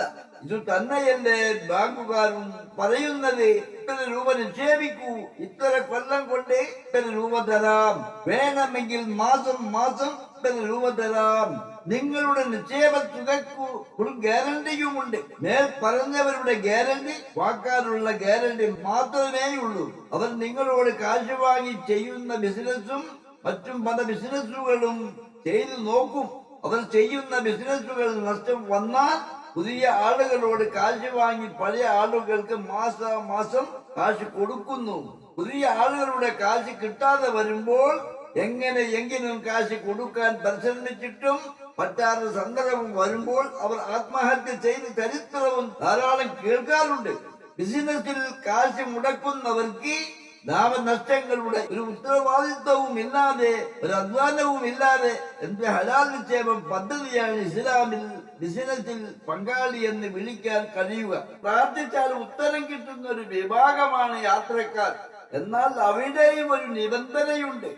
റസൂൽ തിരുമേനി സ്വല്ലല്ലാഹു അലൈഹി വസല്ലം ഒരു യാത്രക്കാരനെ പറ്റി പറഞ്ഞല്ലോ, യാത്രയുടെ ദൈർഘ്യവും കാഠിന്യവും കാരണം അവന്റെ മുടി ജടകുത്തിയതും വസ്ത്രം പൊടി പുരണ്ടതുമാണ്. എന്നിട്ട് അവൻ വിളിച്ചു പ്രാർത്ഥിക്കുന്നു, യാ റബ്ബി യാ റബ്ബി. അവന്റെ വസ്ത്രം നിഷിദ്ധം, കുടിക്കുന്നത് നിഷിദ്ധം, കഴിക്കുന്നത് നിഷിദ്ധം, അവന്റെ വാഹനം യാത്ര ചെലവ് പാടെ നിഷിദ്ധം. പിന്നെ എങ്ങനെയാണ് അവന്റെ പ്രാർത്ഥനയ്ക്ക് ഉത്തരം ലഭിക്കുക? പ്രാർത്ഥിച്ചാൽ ഉത്തരം കിട്ടണമെങ്കിൽ അവന്റെ സമ്പാദ്യം നിഷിദ്ധം കലർന്നതാവരുത്. ഇതിനും എത്രയോ ലഘുവായിരിക്കാൻ ഇന്ന് നമ്മുടെ പലരുടെയും ജീവിതയാത്രയുടെ മിക്ക ഭാഗവും ത്യാഗപൂർണമായ സാക്ഷാൽ യാത്രയിൽ ഉത്തരം കിട്ടാത്തവർക്കുണ്ടോ സുഖസമ്പൂർണമായ ജീവിതയാത്രയിൽ ഉത്തരം കിട്ടുക? പ്രത്യേകിച്ച് അവരുടെ ജീവിത ചെലവുകൾ പലതും നിഷിദ്ധം കലർന്നത് കൂടിയാവുമ്പോൾ പ്രാർത്ഥനയ്ക്ക് ഉത്തരം കിട്ടുകയില്ല തന്നെ. പക്ഷേ ആര് ഇതൊക്കെ ശ്രദ്ധിക്കുന്നു? ഏത് സംഘടനകളായാലും അവർക്ക് നേതൃത്വം നൽകുന്ന ഉലമാക്കളും ഉമറാക്കളുമായാലും എല്ലാം ഒരു വിധത്തിൽ അല്ലെങ്കിൽ മറ്റൊരു വിധത്തിൽ പലിശയിൽ കെട്ടിമറിയുകയാണ്.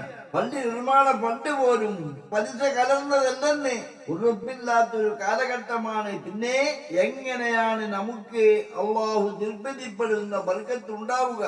ബർക്കത്തില്ലാത്തവർക്ക് എങ്ങനെയാണ് ദീനിയായ ഇസ്സത്തുണ്ടാവുക? മുസ്ലിം സമൂഹത്തിൽ വിശുദ്ധ ഖുർആനിലെ നിയമവിധി വ്യവസ്ഥകളും നബിചര്യയും അനുസരിച്ച് ജീവിതം നയിക്കുന്നവർ കുറഞ്ഞു വരുന്നു.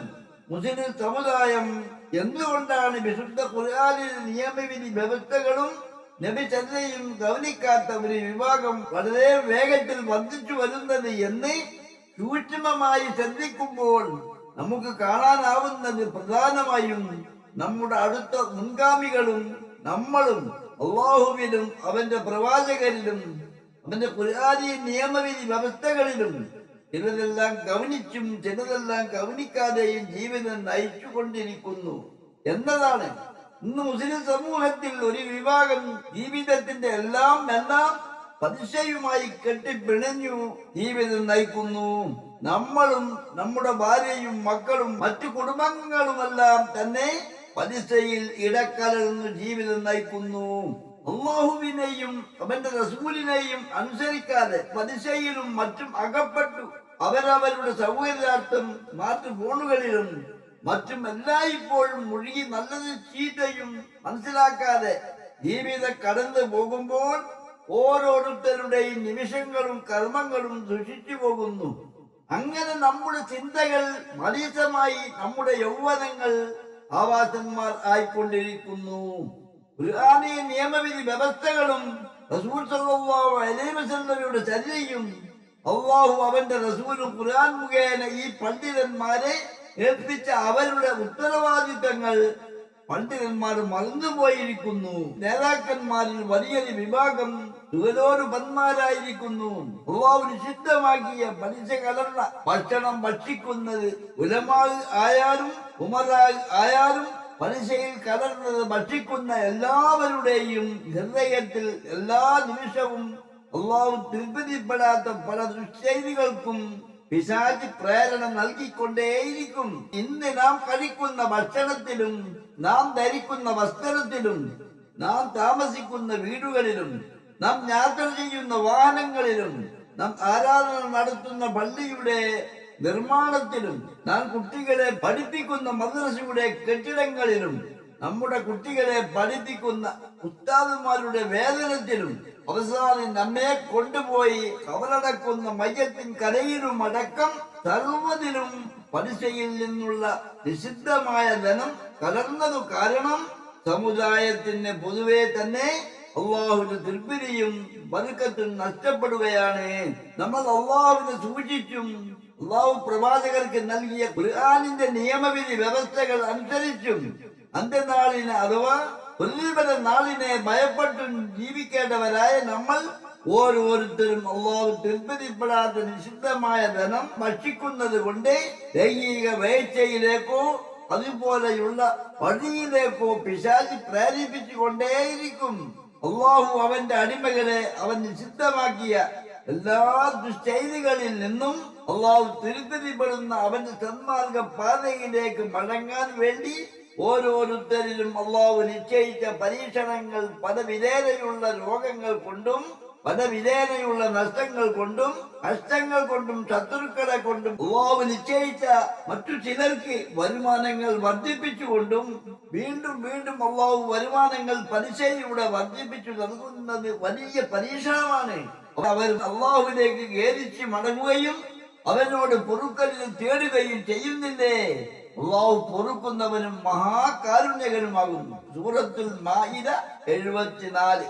താങ്കൾക്ക് എന്തെങ്കിലും വിപത്ത് അള്ളാഹു വരുത്തി വെക്കുന്ന പക്ഷം അവൻ തന്നെയല്ലാതെ അതിനെ അകറ്റുന്ന ഒരാളുമില്ല. അവൻ എന്തെങ്കിലും നന്മ ഉദ്ദേശിക്കുകയാണെങ്കിൽ അവന്റെ അനുഗ്രഹത്തെ തടയുന്നവരുമില്ല. തന്റെ അടിമകളിൽ നിന്നു താൻ ഉദ്ദേശിക്കുന്നവർക്ക് അവൻ അനുഗ്രഹം നൽകുന്നു. സൂറത്ത് യൂനുസ് 107. എത്ര കൃത്യമാണ് അള്ളാഹുവിന്റെ കാര്യങ്ങൾ. അടിമകൾക്ക് വിപത്ത് തരുന്നവനും വിപത്ത് തടയുന്നവനും അനുഗ്രഹങ്ങൾ നൽകുന്നവനും അള്ളാഹു മാത്രമാണ്. അതിനാൽ തടയപ്പെട്ടത് ലഭിക്കാൻ ക്ഷമയോടെ കാത്തിരിക്കുക. അള്ളാഹുവിനെ സൂക്ഷിച്ചും അവന്റെ റസൂലിനെ അനുസരിച്ചും അന്ത്യനാളിനെ ഭയപ്പെട്ടും കൂടുതൽ കൂടുതൽ സൽക്കർമ്മങ്ങൾ അനുസരിച്ചു അള്ളാഹുവിനോട് പ്രാർത്ഥിക്കുക. ഇതാണ് അതിനുള്ള പരിഹാരം. അള്ളാഹു തന്റെ ദാസന്റെ ഏത് പ്രശ്നങ്ങളും പരിഹരിക്കാൻ മതിയായവനാണ്. അതുകൊണ്ട് മറ്റുള്ളവരെ അവരോട് പങ്കുചേർത്ത് പ്രാർത്ഥിക്കേണ്ട ഒരു കാര്യവുമില്ല എന്നതാണ് യാഥാർത്ഥ്യം. അള്ളാഹു അവന്റെ ദാസന് മതിയായവ നൽകുന്നവനല്ലേ? നബി സല്ലല്ലാഹു അലൈഹി വസല്ലം അവന് പുറമേയുള്ളവരെ കൊണ്ടു താങ്കളെ അവർ ഭയപ്പെടുത്തുന്നു. അള്ളാഹു ആരെ വഴി തെറ്റിക്കുന്നുവോ അവന് നേർമാർഗത്തിലാക്കുന്നവരാരുമില്ല. സൂറത്ത് സുമർ 36. അല്ലെങ്കിൽ വിഷമത്തിൽ അകപ്പെട്ടവൻ പ്രാർത്ഥിക്കുമ്പോൾ അവൻ ഉത്തരം നൽകുകയും ആപത്ത് നീക്കുകയും നിങ്ങളെ ഭൂമിയിൽ ഖലീഫകളാക്കുകയും ചെയ്തവനോ ആരാണ് ഉത്തമൻ? സൂറത്തും നംല് 62. എന്റെ ദാസന്മാർ എന്നെ കുറിച്ച് താങ്കളോട് ചോദിച്ചാൽ പറയുക, തീർച്ചയായും ഞാൻ അവരുടെ സമീപസ്ഥനാണ്.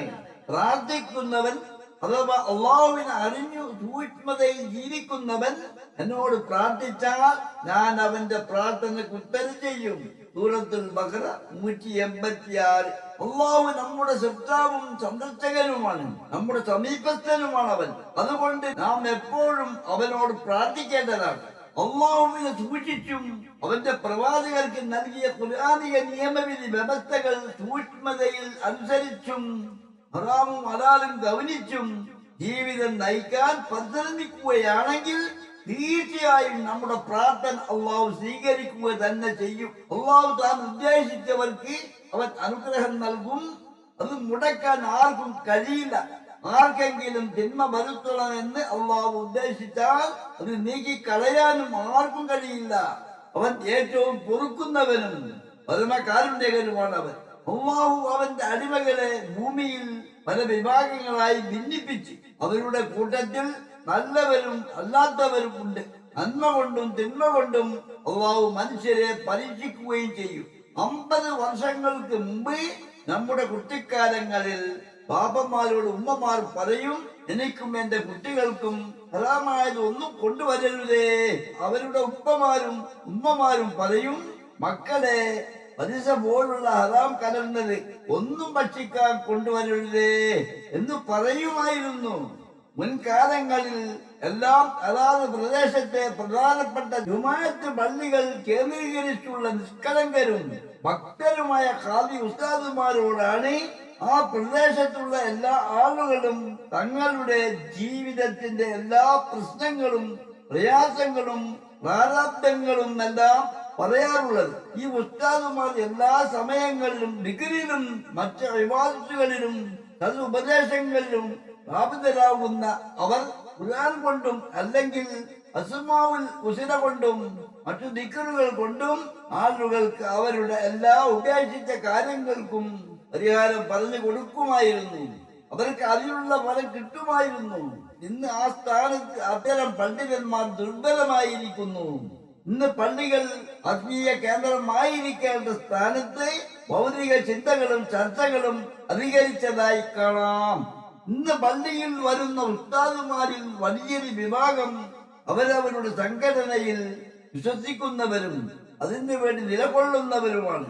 ഇന്ന് ഓരോ മുസ്ലിമും ഞാൻ മുസ്ലിമാണെന്ന് പറയുകയും അല്ലാഹുവിനെയും അവന്റെ റസൂലിനെയും അവന്റെ ഖുർആനിക നിയമവിധി വ്യവസ്ഥകളെയും ചിലതെല്ലാം അനുസരിച്ചും ചിലതെല്ലാം അനുസരിക്കാതെയും അന്ത്യദിനത്തെ അഥവാ പ്രതിഫല നാളിനെ ഭയപ്പെടാതെയും ജീവിതം നയിക്കുമ്പോൾ അള്ളാഹു തൃപ്തിപ്പെടുന്ന അവന്റെ സന്മാർഗത്തിലേക്ക് മടങ്ങാൻ വേണ്ടി അള്ളാഹു നൽകുന്ന പല വിധേനയുള്ള കഷ്ടങ്ങളും നഷ്ടങ്ങളും പരാജയങ്ങളും രോഗങ്ങളും കടങ്ങളും ദാരിദ്ര്യവും എല്ലാം ബാധിച്ചു പ്രയാസപ്പെടുമ്പോൾ ഈമാൻദാഹികളും എന്നാൽ അറിവ് കുറവുള്ളവരുമായ ഇത്തരം പുരുഷന്മാരും സ്ത്രീകളും അടങ്ങിയ വിശ്വാസി സമൂഹങ്ങൾക്ക് ഖുർആനിക നിയമവിധി വ്യവസ്ഥകളും നബി സല്ലല്ലാഹു അലൈഹി വസല്ലമയുടെ ജീവിതചര്യയും അതേപടി അനുസരിച്ചു ജീവിച്ചു കാണിച്ചു കൊടുത്തും മാതൃക കാണിച്ചും പഠിപ്പിച്ചും കൊടുക്കേണ്ടവരായ മുൻകാല പണ്ഡിതന്മാരിലും പിൻകാല പണ്ഡിതന്മാരിലും ഒരു വിഭാഗം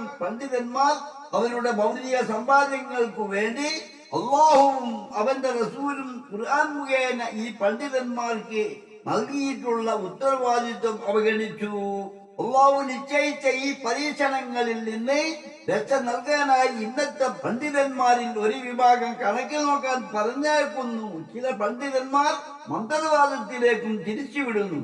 തകിടും കൂടും കുപ്പിയും അവർ ഉദ്ദേശിക്കുന്ന എന്തെല്ലാമോ വാങ്ങി മന്ത്രവാദവുമായി മുന്നോട്ട് പോകുന്നവരും മന്ത്രവാദം ചെയ്യുന്നവരുമെല്ലാം അല്ലാഹുവിന്റെ നിയന്ത്രണത്തിലും നിരീക്ഷണത്തിലുമാണ്. ആരെങ്കിലും ദുഷിച്ച കുതന്ത്രങ്ങൾ പ്രയോഗിച്ച് പ്രതാപം ഉദ്ദേശിക്കുന്നുണ്ടെങ്കിൽ ഓർക്കുക, പ്രതാപം മുഴുവൻ അല്ലാഹുവിൽ ഉള്ളതാണ്. നല്ല വാക്കുകൾ അവനിലേക്ക് കയറിപ്പോകുന്നു, സൽക്കർമ്മത്തെ അവൻ ഉയർത്തുകയും ചെയ്യുന്നു. ദുഷിച്ച കുതന്ത്രങ്ങൾ പ്രയോഗിക്കുന്നവർക്ക് കഠിന ശിക്ഷയുണ്ട്. അവരുടെ കുതന്ത്രം പൊടിയുക തന്നെ ചെയ്യും. സൂറത്ത് ഫാത്തിർ 10. മന്ത്രവാദം ചെയ്യുന്നവരും ചെയ്യിപ്പിക്കുന്നവരും കണക്ക് നോക്കുന്നവരും കണക്ക് നോക്കിപ്പിക്കുന്നവരും ഹാർവരാത്ത് പറയുന്നവരും ഹാർവരാത്ത് കേൾക്കുന്നവരും എല്ലാം അല്ലാഹുവിന്റെ നിയന്ത്രണത്തിലും നിരീക്ഷണത്തിലുമാണ്.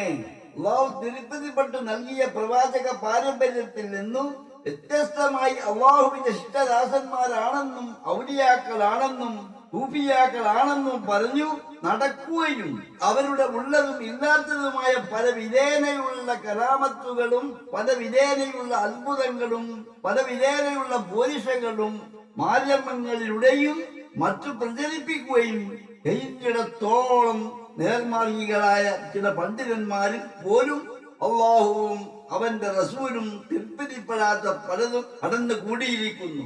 ഇതിനെല്ലാം കാരണം നമ്മുടെ കണ്ണും നമ്മുടെ കാതും നമ്മുടെ മനസ്സും നാം അറിയാതെ തന്നെ ഭൗതിക സുഖസൗകര്യങ്ങളിലേക്ക് തിരിഞ്ഞതാണ്. ഈ വസ്തുതകൾ ചൂണ്ടിക്കാട്ടുമ്പോൾ നമ്മുടെ ഭൂതകാംക്ഷികൾ പോലും പറയുന്നു, അവരെ വിടൂ, അവർ പഠിച്ചവരാണ്, അവർ പണ്ഡിതന്മാരാണ്, അവരുടെ കാര്യം നോക്കാൻ അവർക്കറിയുമായിരിക്കും. ഇന്ന് നമ്മുടെ നാടുകളിൽ കാണുന്ന പല ആചാരങ്ങളും കുറെ വർഷങ്ങൾക്ക് മുമ്പ് വലിയ തിന്മയായി നമ്മൾ തന്നെ കണ്ടിരുന്ന ഒരു കാലം ഉണ്ടായിരുന്നു. ലോകത്ത് ആദ്യമായി ഏകനായ അല്ലാഹുവിലുള്ള വിശ്വാസം അഥവാ ഏകദൈവ വിശ്വാസവും അവന്റെ പ്രവാചകരെ അനുസരിച്ചു സൂക്ഷ്മതയിൽ ജീവിക്കുന്ന ഒരു സമുദായം മാത്രമാണ് ഉണ്ടായിരുന്നത്. പിന്നീട് അവയിൽ നിന്ന് എങ്ങനെയാണ് ബഹുദൈവ വിശ്വാസം ഉണ്ടായത് എന്ന് അന്വേഷിക്കുമ്പോൾ നമുക്ക് വ്യക്തമാകും.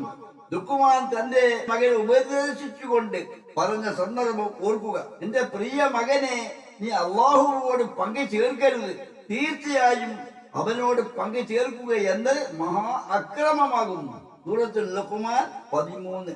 അതിപ്രധാനമായ ഒരു കാര്യത്തെ കുറിച്ചാണ് ഹസ്രത്ത് ലുഖ്മാൻ ആദ്യമായി തന്നെ തന്റെ മകനെ ഉണർത്തിയിരിക്കുന്നത്. ഒരു മനുഷ്യന് ചെയ്യാൻ കഴിയുന്ന ഏറ്റവും വലിയ അക്രമമാണ് തന്റെ സൃഷ്ടാവും സന്ദർശകനുമായ അള്ളാഹുവോട് അവന്റെ സൃഷ്ടികളിൽ ആരെയെങ്കിലും പങ്കു ചേർക്കുക എന്നത്. അള്ളാഹു ഒരിക്കലും പൊറുക്കുകയില്ല. ഈ പാതകം ചെയ്യുന്ന വ്യക്തിക്ക് മറ്റെന്ത് ഗുണങ്ങൾ ഉണ്ടായിട്ടും കാര്യമില്ല. അതുകൊണ്ട് ഒരിക്കലും അള്ളാഹുവോട് പങ്കു ചേർക്കരുത് എന്നാണ് ലുഖ്മാൻ തന്റെ പുത്രനെ ഉപദേശിക്കുന്നത്. നിങ്ങൾക്ക് എന്തു പറ്റി? അള്ളാഹുവിന് വിവിധ ദശകളിലായി നിങ്ങളെ അവൻ സൃഷ്ടിച്ചിട്ടും ഒരു മഹത്വവും നിങ്ങൾ കൽപ്പിക്കുന്നില്ലേ? സൂറത്ത് നൂഹ് 13-14. തീർച്ചയായും തന്റെ നാഥനോട് നന്ദികേട് കാണിക്കുന്നവൻ തന്നെയാണ്. സൂറത്തുൽ ആദിയാത്ത് 6. അവൻ തന്നെ അതിന് സാക്ഷിയാകുന്നു. സൂറത്തുൽ ആദിയാത്ത് 7. തീർച്ചയായും അവൻ ധനത്തോട് അതിയായ പ്രേമം കാണിക്കുന്നവരുമാണ്. സൂറത്തുൽ ആദിയാത്ത് 8. സൃഷ്ടാവും സന്ദർശകരുമായ അള്ളാഹുവോട് ഏറ്റവും അധികം കടപ്പെട്ടവനാണ് മനുഷ്യൻ. അള്ളാഹുവിന്റെ അനുഗ്രഹവും ഒത്താശയും കൂടാതെ ഒരു നിമിഷം പോലും അവന് ജീവിക്കാനോ നിലനിൽക്കാനോ കഴിയുകയില്ല. അള്ളാഹുവോട് എത്ര നന്ദി കാട്ടിയാലും അവന്റെ കടപ്പാടുകൾ തീരുകയുമില്ല. എങ്കിലും അവൻ തന്റെ സൃഷ്ടാവിനോട് കടുത്ത നന്ദികേട് കാണിക്കുന്നു. ഇതിന് ഒരു സാക്ഷിയുടെയും ആവശ്യമില്ല. മനുഷ്യൻ തന്നെയാണ് അതിന് ഏറ്റവും വലിയ സാക്ഷി. അതോടൊപ്പം തന്നെ സ്വത്തിനോട് അതിയായ ആർത്തിയും സ്നേഹവുമാണ് അവനുള്ളത്. സ്വത്തിലുള്ള തന്റെ ബാധ്യത നിറവേറ്റാൻ അവൻ തയ്യാറാകുന്നില്ല. ഈ സ്വഭാവ വൈകൃതങ്ങൾ മനുഷ്യനെ കടുത്ത നാശത്തിലേക്ക് നയിക്കുന്നത്. നിങ്ങൾ അള്ളാഹുവിനോട് പങ്കു ചേർത്തെങ്കിൽ തീർച്ചയായും നിങ്ങളുടെ കർമ്മം മുഴുവൻ നിഷ്ഫലമായി തീരുകയും നിങ്ങൾ നഷ്ടക്കാരിൽ പെട്ടുപോവുകയും ചെയ്യുമെന്ന് നബി സല്ലല്ലാഹു അലൈഹി വസല്ലം താങ്കൾക്കും താങ്കളുടെ മുമ്പുള്ളവർക്കും സന്ദേശം നൽകപ്പെടുക തന്നെ ചെയ്തിട്ടുണ്ട്. സൂറത്ത് സുമർ 65. അതുകൊണ്ട് നിങ്ങൾ ഒരിക്കലും അള്ളാഹുവോട് പങ്കു ചേർക്കരുത്. പക്ഷേ അള്ളാഹുവിനെ മാത്രം ആരാധിക്കുകയും നന്ദി ചെയ്യുന്നവരെ ഉൾപ്പെടുകയും ചെയ്യുക. സൂറത്ത് സുമർ 66. അള്ളാഹുവിനെ ബഹുമാനിക്കേണ്ടത് പ്രകാരം അവൻ ബഹുമാനിച്ചില്ല. അന്ത്യദിനത്തിൽ ഭൂമി മുഴുവനും അവന്റെ പൂർണ്ണ നിയന്ത്രണത്തിലായിരിക്കും. സൂറത്ത് സുമർ 67. പ്രപഞ്ച സൃഷ്ടാവായ അള്ളാഹുവിനെ വേണ്ടതുപോലെ മനസ്സിലാക്കാനും ആദരിക്കാനും കഴിയാത്തത് കൊണ്ടാണ് ഒരു വിഭാഗം ആളുകൾ അള്ളാഹു അല്ലാത്തവരോട് അള്ളാഹുവിനോട് ചോദിക്കുന്നത് പോലെ ചോദിക്കുകയും സഹായം തേടുകയും ബലമേൽപ്പിക്കാൻ തയ്യാറാവുന്നത്. അള്ളാഹുവിന്റെ കഴിവും ശക്തിയും വേണ്ട വിധം വിലയിരുത്താനും അവർക്ക് കഴിഞ്ഞില്ല. എല്ലാവിധ കർമ്മങ്ങളെയും നിഷ്ഫലമാക്കി കളയുന്ന മഹാപാതകമാണ് ശിർക്ക്. നഷ്ടമല്ലാതെ അതൊന്നും നേടിത്തരുകയുമില്ല. അള്ളാഹുവിന് നന്ദി കാണിക്കാൻ ഉദ്ദേശിക്കുന്നവർക്ക് അത് ഒട്ടും ചേർന്നതുമല്ല. സത്യത്തിൽ വിശ്വസിക്കുകയും വിശ്വാസത്തോട് ശിർക്ക് കൂട്ടിച്ചേർക്കാതിരിക്കുകയും ചെയ്തവർക്കാണ് നിർഭയത്വമുള്ളത്. അവർ നേർമാർഗം പ്രാപിച്ചവരുമാകുന്നു. സൂറത്തുൽ അൻആം 82. അദ്ദേഹത്തിന് ഇബ്രാഹീമിന് നാം ഇസ്ഹാഖിനെയും ഇസ്ഹാഖിന്റെ പുത്രൻ യാക്കൂബിനെയും ദാനമായി കൊടുത്തു. അവരെയെല്ലാം നേർവഴിയിലാക്കിയിട്ടുണ്ട്. അതിന് മുമ്പ് നൂഹിനെയും നാം നേർവഴിയിലാക്കി. അദ്ദേഹത്തിന്റെ സന്താനങ്ങളിൽ നിന്നും ദാവൂദ്, സുലൈമാൻ, അയ്യൂബ്, യൂനുസ്, മൂസ, ഹാറൂൻ എന്നിവരെയും അങ്ങനെയാണ് നാം സൽക്കർമ്മകാരികൾക്ക് പ്രതിഫലം നൽകുന്നത്. സൂറത്തുൽ അൻആം 84. സഖറിയ, യഹ്യ, ഈസ, ഇല്യാസ് എന്നിവരെയും ഇവരെല്ലാം സൽവർത്തരിൽ പെട്ടവരാകുന്നു. ഇസ്മായിൽ, അൽ-യസഹ്, യൂനുസ്, ലൂത്ത് എന്നിവരെയും നാം നേർവഴിയിലാക്കിയിട്ടുണ്ട്. ഇവരെയെല്ലാം ലോകരിൽ വെച്ച് നാം ഉത്കൃഷ്ടരാക്കിയിരിക്കുന്നു. സൂറത്തുൽ അൻആം 85, 86 ഇവരുടെ പിതാക്കൾ, സന്താനങ്ങൾ, സഹോദരങ്ങൾ എന്നിവരിൽ നിന്നും പലരെയും നാം സന്മാർഗത്തിലാക്കിയിട്ടുണ്ട്. അവരെ നാം തെരഞ്ഞെടുക്കുകയും സന്മാർഗത്തിൽ ചേർത്തിക്കൊടുക്കുകയും ചെയ്തു. സൂറത്തുൽ അൻആം 87. അതാണ് അള്ളാഹുവിന്റെ നേർമാർഗം. തന്റെ അടിമകളിൽ നിന്നും താൻ ഉദ്ദേശിക്കുന്നവരെ അവൻ അതിൽ ചേർത്തിക്കൊടുക്കും. അവരെങ്ങാനും അള്ളാഹുവിന് പങ്കുകാരെ ഉണ്ടാക്കിയിരുന്നെങ്കിൽ തങ്ങൾ പ്രവർത്തിച്ചിരുന്നതെല്ലാം അവർക്ക് നഷ്ടപ്പെട്ടു പോകുമായിരുന്നു. സൂറത്തുൽ അൻആം 88. അവർക്ക് നാം ഗ്രന്ഥവും വിജ്ഞാനവും പ്രവാചകത്വവും നൽകി. അതിനാൽ ഇക്കൂട്ടർ അതെല്ലാം നിഷേധിക്കുകയാണെങ്കിൽ തീർച്ചയായും അത് നിഷേധിക്കാത്ത ഒരു ജനതയെ അത് നടപ്പിൽ വരുത്താനായി നാം വരമേൽപ്പിക്കുന്നതാണ്. സൂറത്തുൽ അൻആം 89. തൗഹീദിന്റെ സംസ്ഥാപനത്തിനു വേണ്ടി അങ്ങേയറ്റം പരിശ്രമിച്ച പ്രവാചകനാണ് ഹസ്രത്ത് ഇബ്രാഹിം നബി അലൈഹിസ്സലാം. അദ്ദേഹത്തിന്റെ പിതാക്കളിലും സന്താന പരമ്പരകളിലുമായി അല്ലാതെയും ഒട്ടേറെ പ്രവാചകന്മാരെ അള്ളാഹു നിയോഗിച്ചയച്ചിട്ടുണ്ട്. ഇബ്രാഹിം നബിയുമായി രക്തബന്ധമുണ്ടെങ്കിലും ഇല്ലെങ്കിലും പ്രവാചകരെല്ലാം ഒരേ കുടുംബത്തിലെ അംഗങ്ങളാണ്.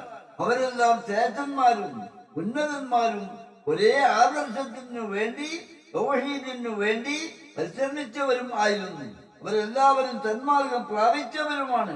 സന്മാർഗം പ്രാപിക്കണമെന്ന് ആരെങ്കിലും ആഗ്രഹിക്കുന്നുണ്ടെങ്കിൽ ഇബ്രാഹിം നബിയുടെ മാർഗം പിന്തുടരുകയാണ് വേണ്ടത്. ഒരിക്കൽ നബി സല്ലല്ലാഹു അലൈഹി വസല്ലം തങ്ങളുടെ അടുക്കൽ വന്നൊരു സന്തോഷ വാർത്ത അറിയിച്ചു. നബി സല്ലല്ലാഹു അലൈഹി വസല്ലം പറഞ്ഞു, എന്റെ ഉമ്മത്തിൽ നിന്ന് അള്ളാഹുവിനോട് പങ്കുവെക്കാതെ ആര് മരണപ്പെട്ടാലും അവൻ സ്വർഗത്തിൽ പ്രവേശിക്കും. അപ്പോൾ അബൂദർ റളിയല്ലാഹു ചോദിച്ചു, അവർ വ്യഭിചരിക്കുകയോ കളവ് നടത്തുകയോ ചെയ്താലും പ്രവേശിക്കുമോ? നബി സല്ലല്ലാഹു അലൈഹി വസല്ലം പറഞ്ഞു, അതെ, അവർ വ്യഭിചരിച്ചാലും കളവ് നടത്തിയാലും സ്വർഗത്തിൽ പ്രവേശിക്കും. ഈ ഹദീസ് കൊണ്ട് തിരുനബി സല്ലല്ലാഹു അലൈഹി വസല്ലമ ലക്ഷ്യം വെച്ചത് അള്ളാഹുവിൽ ശിർക്ക് വെക്കാതെ ഒരാൾ മരണപ്പെട്ടു ജീവിതകാലത്ത് അദ്ദേഹം കളവും വ്യഭിചാരവും പോലെയുള്ള തെറ്റുകൾ ചെയ്തിരുന്നു. അതിൽ നിന്ന് പിന്തിരിഞ്ഞുകൊണ്ട് അള്ളാഹുവിനോട് മാപ്പ് ചോദിച്ചു അള്ളാഹു തിരുത്തിപ്പെടുന്ന ഒരു മുസ്ലിം ആകണമെങ്കിൽ അള്ളാഹുവിൽ വിശ്വസിക്കുന്ന ഏറ്റവും പ്രധാനപ്പെട്ട ഷഹാദത്ത് കഴിഞ്ഞതിനു ശേഷം എല്ലാ അധാർമികമായ തിന്മകളിൽ നിന്നും മാറി നിൽക്കണമെന്ന് നിർബന്ധമായ ഒരു ഘടകമാണ്. അത്തരം തെറ്റുകളെ അള്ളാഹുവിനോട് മാപ്പ് ചോദിച്ചു കഴിഞ്ഞാൽ അവൻ തീർച്ചയായും മാപ്പ് തരും. പിന്നീട് അതുപോലുള്ള തെറ്റുകളിലേക്ക് പോകാതെ സൂക്ഷ്മതയിൽ അള്ളാഹുവിന് പങ്കുകാരെ ഉണ്ടാക്കാതെ ഒരാൾ മരണപ്പെട്ടു കഴിഞ്ഞാൽ അദ്ദേഹം സ്വർഗത്തിൽ പ്രവേശിക്കും എന്നാണ് ആ പറഞ്ഞത്. അദ്ദേഹം എല്ലാ തെറ്റുകൾക്കും തൗബ ചെയ്ത് മടങ്ങിയവനാണ്. പിന്നീട് സൂക്ഷ്മതയിൽ ജീവിതം നയിക്കുകയും അള്ളാഹുവിനോട് അള്ളാഹു അല്ലാത്തവയെ പങ്കു ചേർക്കാതെ മരണപ്പെട്ടാൽ പരലോകത്ത് വെച്ച് അള്ളാഹു അദ്ദേഹത്തിന് മാപ്പ് കൊടുത്താൽ അദ്ദേഹം നരകത്തിൽ പ്രവേശിക്കാതെ തന്നെ സ്വർഗത്തിൽ പ്രവേശിക്കും. ഇനി മാപ്പ് കൊടുത്തില്ലെങ്കിൽ നരകത്തിലെ ശിക്ഷ അനുഭവിച്ചതിനു ശേഷം ആണെങ്കിലും അള്ളാഹുവിനോട് കൂടെ ആരെയും പങ്കുകാരെ ഉണ്ടാക്കാത്ത കാരണത്താൽ സ്വർഗത്തിൽ പ്രവേശിക്കുമെന്നാണ് ഈ പറഞ്ഞതിന്റെ ഉദ്ദേശം. അല്ലാതെ നിങ്ങൾ അള്ളാഹുവിൽ വിശ്വസിച്ചാൽ മാത്രം മതി, എന്ത് തിന്മകൾ ചെയ്താലും നിങ്ങൾ സ്വർഗത്തിൽ പ്രവേശിക്കും, അതിന് തെളിവല്ല. ഈ ഹദീസ് തിന്മ ചെയ്യാനുള്ള ഒരു സർട്ടിഫിക്കറ്റ് അനുവാദമോ നൽകുന്നതുമല്ല. മറിച്ച് അള്ളാഹുവിനെ കൂടാതെ മറ്റുള്ളവരിൽ സഹായം തേടി വരമേൽപ്പിക്കുന്നവർക്ക് ശിർക്കിന്റെ ഗൗരവം മനസ്സിലാക്കാൻ വേണ്ടിയാണ് പറഞ്ഞത്.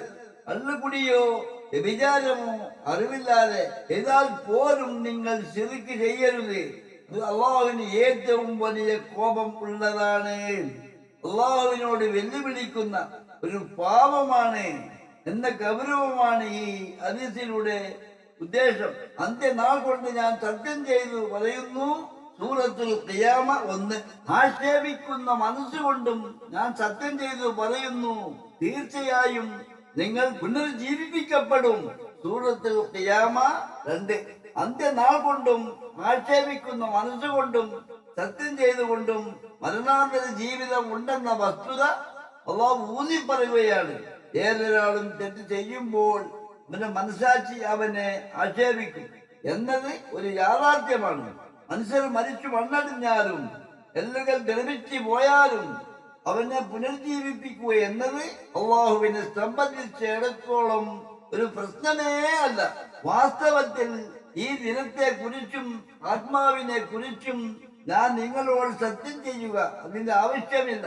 അല്ലാതെ തന്നെ നാം ചോദിക്കുകയാണ്, മരണത്തിന് ശേഷം അങ്ങിങ്ങായി ചിതറിപ്പോയ മനുഷ്യന്റെ അസ്ഥിയും മറ്റും നാം ഒരുമിച്ച് കൂട്ടുകയില്ലെന്നാണോ മനുഷ്യർ കരുതുന്നത്? എന്നാൽ അറിഞ്ഞുകൊള്ളുക, അത് ചെയ്യാൻ നമുക്ക് നിഷ്പ്രയാസം സാധിക്കും. നല്ല ആത്മാക്കൾ ഒരിക്കലും സ്വയം ശപിക്കുകയില്ല. അവ ശപിക്കുന്നതും കുറ്റപ്പെടുത്തുന്നതും ദുഷ്ടാത്മാക്കളെ ആയിരിക്കും. അള്ളാഹുവിന്റെ തിരുപ്പതി കരസ്ഥമാക്കാനായി എത്ര തന്നെ പരിശ്രമിച്ചാലും നല്ല ആത്മാക്കൾ സ്വയം അവരെ തന്നെ കുറ്റപ്പെടുത്തിക്കൊണ്ടേയിരിക്കും. സത്യവിശ്വാസിയെ എപ്പോഴും സ്വയം കുറ്റപ്പെടുത്തുന്നവനായി നിനക്ക് കാണാം. അന്ത്യനാളിലെ അവസ്ഥകൾ വളരെ അത്ഭുതകരമാണ്. സ്വയം ശപിക്കുന്ന ആത്മാക്കളുടെ വ്യത്യസ്ത അവസ്ഥകൾ പുറത്തു കൊണ്ടുവരിക എന്നതാണ് അത് ഏർപ്പെടുത്തിയതിന്റെ ഉദ്ദേശം. ശപിക്കുന്ന ആത്മാവിനെ മുൻനിർത്തി സത്യം ചെയ്തതിൽ മനുഷ്യാത്മാവിന്റെ നിഗൂഢമായ അവസ്ഥകളെ പറ്റി ഉത്ബോധനമുണ്ട്. സ്വന്തം ആത്മാവിനെ അറിഞ്ഞവൻ സ്വന്തം രക്ഷിതാവിനെ അറിഞ്ഞു എന്ന് നബി സല്ലല്ലാഹു അലൈഹി വസല്ലം അരുളിയല്ലോ. ധാരാളം ഖുർആൻ വചനങ്ങളും അതിലേക്ക് സൂചന നൽകുന്നുണ്ട്. 56 72. ഇന്ന് മുസ്ലിം സമൂഹത്തിൽ വലിയൊരു വിഭാഗം ജനങ്ങൾ വ്യത്യസ്തമായ പലവിധ പുത്തൻ വാദങ്ങളും പുത്തൻ ആശയങ്ങളിലും അകപ്പെട്ട് പ്രവർത്തിക്കുന്നവരാണ്. അവരുടെ ഓരോ വിഭാഗവും പറയുന്നത് അവരവരാണ് യഥാർത്ഥ സത്യവിശ്വാസം സ്വീകരിച്ചവർ എന്നാണ്. എന്നാൽ ഇസ്ലാമിക വിശ്വാസം അനുസരിച്ച് അള്ളാഹുവിനും അവന്റെ റസൂലിലും ഖുർആനിലും വിശ്വസിക്കുകയും സൽക്കർമ്മങ്ങൾ അനുഷ്ഠിക്കുകയും ചെയ്യുന്ന എല്ലാവരെയും തന്റെ സഹോദരനായി കാണാൻ കഴിയണം. അതിന് തടസ്സമാകുന്ന ഏത് സംഘങ്ങളും സംഘടനകളും ഇസ്ലാമിക വിരുദ്ധമാണ്. ഇസ്ലാം എന്ന പ്രസ്ഥാനത്തിന് കീഴിൽ എല്ലാവരും ഏകരാണെന്ന് സത്യവിശ്വാസികൾ ഉൾക്കൊള്ളണം. അതിന് എതിരാകുന്ന ഏത് പ്രസ്ഥാനങ്ങൾ ആണെങ്കിലും അതിൽ നിന്ന് മാറി നിൽക്കണം. ചില പുത്തൻവാദ പ്രസ്ഥാനങ്ങൾ അവരുടെ പ്രബോധന പ്രവർത്തനങ്ങൾ നടത്തുന്ന സന്ദർഭങ്ങളിൽ മുസ്ലിമീങ്ങളിൽ പെട്ട മദ്യപാനികളെയും മറ്റു അധാർമിക ചുറ്റുപാടുകളിൽ ജീവിക്കുന്നവരെയും പള്ളികളിലേക്ക് ക്ഷണിക്കുകയും മതത്തെ കുറിച്ച് പറഞ്ഞു കൊടുക്കുകയും ഒക്കെ ചെയ്തുകൊണ്ട് പ്രബോധനം നടത്താറുണ്ട്. ഇത്തരം സന്ദർഭങ്ങളിൽ കള്ള് കുടിച്ചാലും മറ്റെന്ത് തോന്നിവാസങ്ങൾ ചെയ്താലും അള്ളാഹുവിന് പങ്കുകാരാക്കാതെ വിശ്വസിച്ചാൽ തന്നെ പരലോകത്തിൽ രക്ഷപ്പെടുമെന്ന് പറഞ്ഞു കൊടുക്കാറുണ്ട്. അത് തെറ്റിദ്ധാരണയാണ്. അള്ളാഹു നിഷിദ്ധമാക്കിയ എല്ലാ തിന്മകളും ഉപേക്ഷിച്ചുകൊണ്ട് അള്ളാഹുവിനെ അറിഞ്ഞും അവനിലുള്ള വിശ്വാസവും ഉറപ്പിച്ച് സൂക്ഷ്മതയോടെ തന്നെ ജീവിച്ച് മരണപ്പെട്ടാൽ മാത്രമേ പരലോകത്തിൽ രക്ഷയുള്ളൂ എന്നാണ് പറഞ്ഞു കൊടുക്കേണ്ടത്. അള്ളാഹുവിനും അന്ത്യദിനത്തിലും വിശ്വസിക്കുന്ന ഓരോ വിശ്വാസിക്കും അള്ളാഹു അവന്റെ പ്രവാചകർക്ക് നൽകിയ വിശുദ്ധ ഗ്രന്ഥങ്ങൾ മുഖേന പഠിപ്പിച്ചത് എന്താണോ അത് മാത്രമാണ് സത്യം. അത് എത്ര കൈപ്പുള്ളതാണെങ്കിലും അള്ളാഹുവിനും അവന്റെ പ്രവാചകരിലും അന്ത്യദിനത്തിലും വിശ്വസിക്കുന്ന ഓരോ വിശ്വാസിയും അതിനനുസൃതമായി തന്നെ ജീവിതം നയിക്കാൻ പരിശ്രമിക്കണം.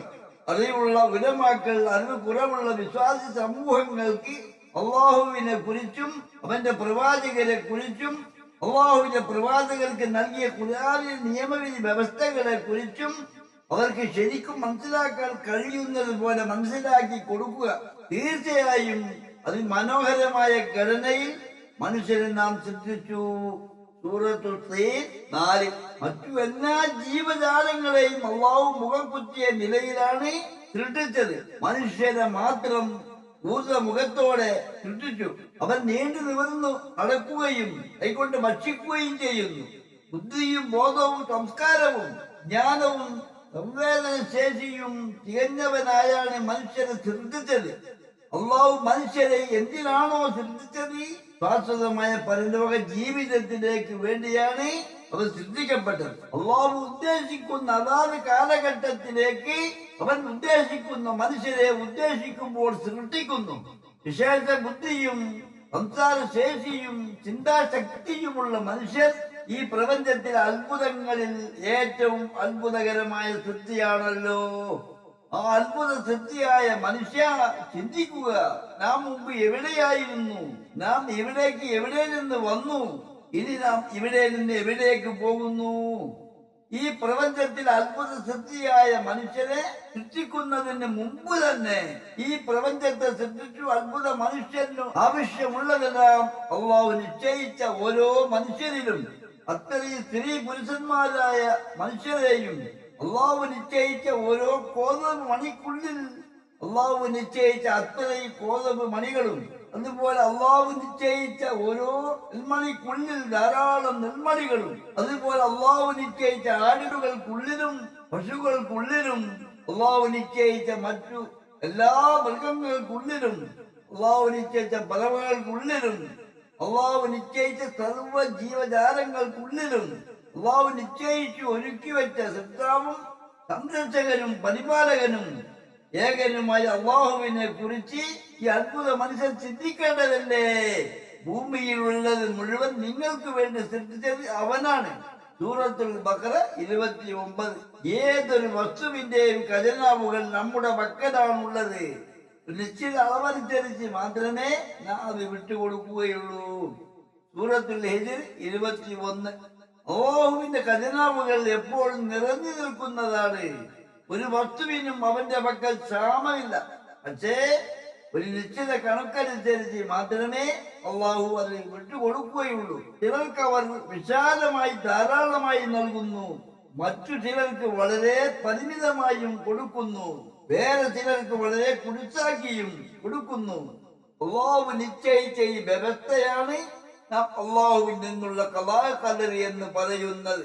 ഓരോ അത്ഭുത മനുഷ്യരെയും അള്ളാഹു ഉദ്ദേശിക്കുന്നത് പോലെ പരീക്ഷിക്കുക തന്നെ ചെയ്യും. ഇന്ന് മുസ്ലിം സമൂഹത്തിൽ ഒരു വിഭാഗം പുരുഷന്മാരിലും സ്ത്രീകളിലും എങ്ങനെയെങ്കിലും പണം സമ്പാദിക്കണം എന്ന ചിന്ത അധികരിച്ചിരിക്കുന്നു. കടം വീടാനും ജീവിത ആവശ്യങ്ങൾക്കും വേണ്ടി പല ജോലികളിലും പല വ്യാപാരത്തിലുമായി പരിശ്രമിച്ചു കൊണ്ടേയിരിക്കുന്നു. അള്ളാഹുവിനെയും അവന്റെ പ്രവാചകരെയും പ്രവാചകർക്ക് അള്ളാഹു നൽകിയ ഖുർആനിക നിയമവിധി വിലക്കുകളെയും ഗൗനിക്കാതെ നമ്മൾ കുത്തഴിഞ്ഞ ജീവിതം നയിക്കുന്നത് അറിവും വിശേഷ ബുദ്ധിയുമുള്ള മനുഷ്യർക്ക് മനസ്സിലാകുന്നില്ലേ? അള്ളാഹുവിന്റെ നിയമവിധി വ്യവസ്ഥകളെല്ലാം അനുസരിച്ച് ജീവിക്കാൻ വേണ്ടി മാത്രമാണ് അള്ളാഹു ഈ പരീക്ഷണങ്ങളും ഇതുപോലെയുള്ള മറ്റു എല്ലാവിധ പരീക്ഷണങ്ങളും നമുക്ക് നൽകുന്നത് എന്ന് അറിവും ബുദ്ധിയുമുള്ള ഉലമാക്കൾക്ക് ഖുർആൻ മുഖേന അള്ളാഹു അറിവ് നൽകിയിട്ടില്ലേ? ഉലമാക്കൾക്ക് ശരിക്കും ഇതൊന്നും മനസ്സിലാകുന്നില്ലേ? അള്ളാഹുവിനെയും അവന്റെ ദൂതരെയും ഖുർആനിക നിയമവിധി വ്യവസ്ഥകളെയും ചിലതെല്ലാം ഗവനിച്ചും ചിലതെല്ലാം ഗവനിക്കാതെയും ജീവിതം നയിക്കുന്നവർ അള്ളാഹുവിനോട് യാതൊരു ബന്ധവും ഇല്ലാത്ത വിധം മഖബറയിൽ മറപെട്ട് കിടക്കുന്നവരെ എല്ലാ കഷ്ടങ്ങളും നഷ്ടങ്ങളും രോഗങ്ങളും കടങ്ങളുമെല്ലാം എണ്ണിപ്പറഞ്ഞ് അവയിൽ നിന്നെല്ലാം രക്ഷിക്കണേ എന്ന് പ്രാർത്ഥിക്കുകയും സമാധാന ജീവിതത്തിന് വേണ്ടി എല്ലാം അവരെ ഏൽപ്പിക്കുകയും ചെയ്യുന്നു. അതിനിടയിൽ നല്ല മന്ത്രവാദികളെയും വേഗം കാലിൽ സാധിച്ചു തരുന്ന ഉസ്താദുമാരെയും ബീവി ഉമ്മമാരെയും ജിന്ന ആകുലാത്തുകളെയും തേടി ഓടുന്നു. വിസർവമില്ലാത്ത പരിശ്രമത്തിന്റെ ഈ ഓട്ടത്തിൽ മനസ്സിന് സമാധാനമില്ല. കഷ്ടത്തിനു മേലെ കഷ്ടങ്ങൾ വർദ്ധിക്കുകയും ചെയ്യുന്നു. യഥാർത്ഥത്തിൽ അള്ളാഹുവിനും അവന്റെ റസൂലിനും അവന്റെ ഖുർആനിലും അന്ത്യദിനത്തിലും വിശ്വസിക്കുന്ന ഓരോ വിശ്വാസിക്കും ആര് ദീനിൽ എന്ത് മാറ്റം വരുത്തിയാലും അതിന് വിശുദ്ധ ഗ്രന്ഥത്തിന്റെയും പ്രവാചകരുടെയും നിർദ്ദേശവും കൽപ്പനയും ഉണ്ടോ, അതിനോട് യോജിക്കുന്നുണ്ടോ എന്ന് നോക്കിയ ശേഷം മാത്രമേ വിശ്വാസികൾക്ക് അംഗീകരിക്കാൻ സാധിക്കുകയുള്ളൂ. പല വർഷങ്ങൾ കൊണ്ട് ആളുകളുടെ ദൃഷ്ടിയിൽ ഒരു നന്മ നന്മയല്ലാതായി തീരുകയും ഒരു തിന്മ നന്മയായി മാറുകയും ചെയ്തേക്കാം. ഇന്ന് ആളുകൾ കാട്ടിക്കൂട്ടുന്ന പലതും നമ്മിൽ പലർക്കും തെറ്റുന്നതായി മാറിയിരിക്കുന്നു. അതിന്റെ കാരണങ്ങൾ അനേക വർഷകാലം അതിനെ തടയാതെ മുന്നോട്ട് പോകുമ്പോൾ ഇത് സമുദായത്തിനും ആ സമൂഹത്തിലും വ്യാപിക്കുകയും അത് പിന്നീട് തട്ടുള്ളതായി തുടരുകയും ചെയ്യുന്നു എന്നതാണ്. അള്ളാഹു അവതരിപ്പിച്ച സന്ദേശത്തിലേക്കും അവന്റെ ദൂതനിലേക്കും വരുവീൻ. സൂറത്തുൽ മാഇദ 104. അള്ളാഹുവിനെ സൂക്ഷിച്ചും അവന്റെ റസൂലിനനുസരിച്ചും ഖുർആനിലെ നിയമവിധി വ്യവസ്ഥകൾ മാനിച്ചും അന്ത്യനാളിനെ ഭയപ്പെട്ടും ജീവിക്കാൻ ആഗ്രഹിക്കുന്ന വിശ്വാസികൾക്ക് അള്ളാഹു നിർണയിച്ചു നൽകിയ വിധിവിലക്കുകളുടെ ചില അതിരുകൾ ഉണ്ട്. ആ അതിരുകൾ ഒരിക്കലും ലംഘിക്കാൻ പാടില്ലാത്തതാകും.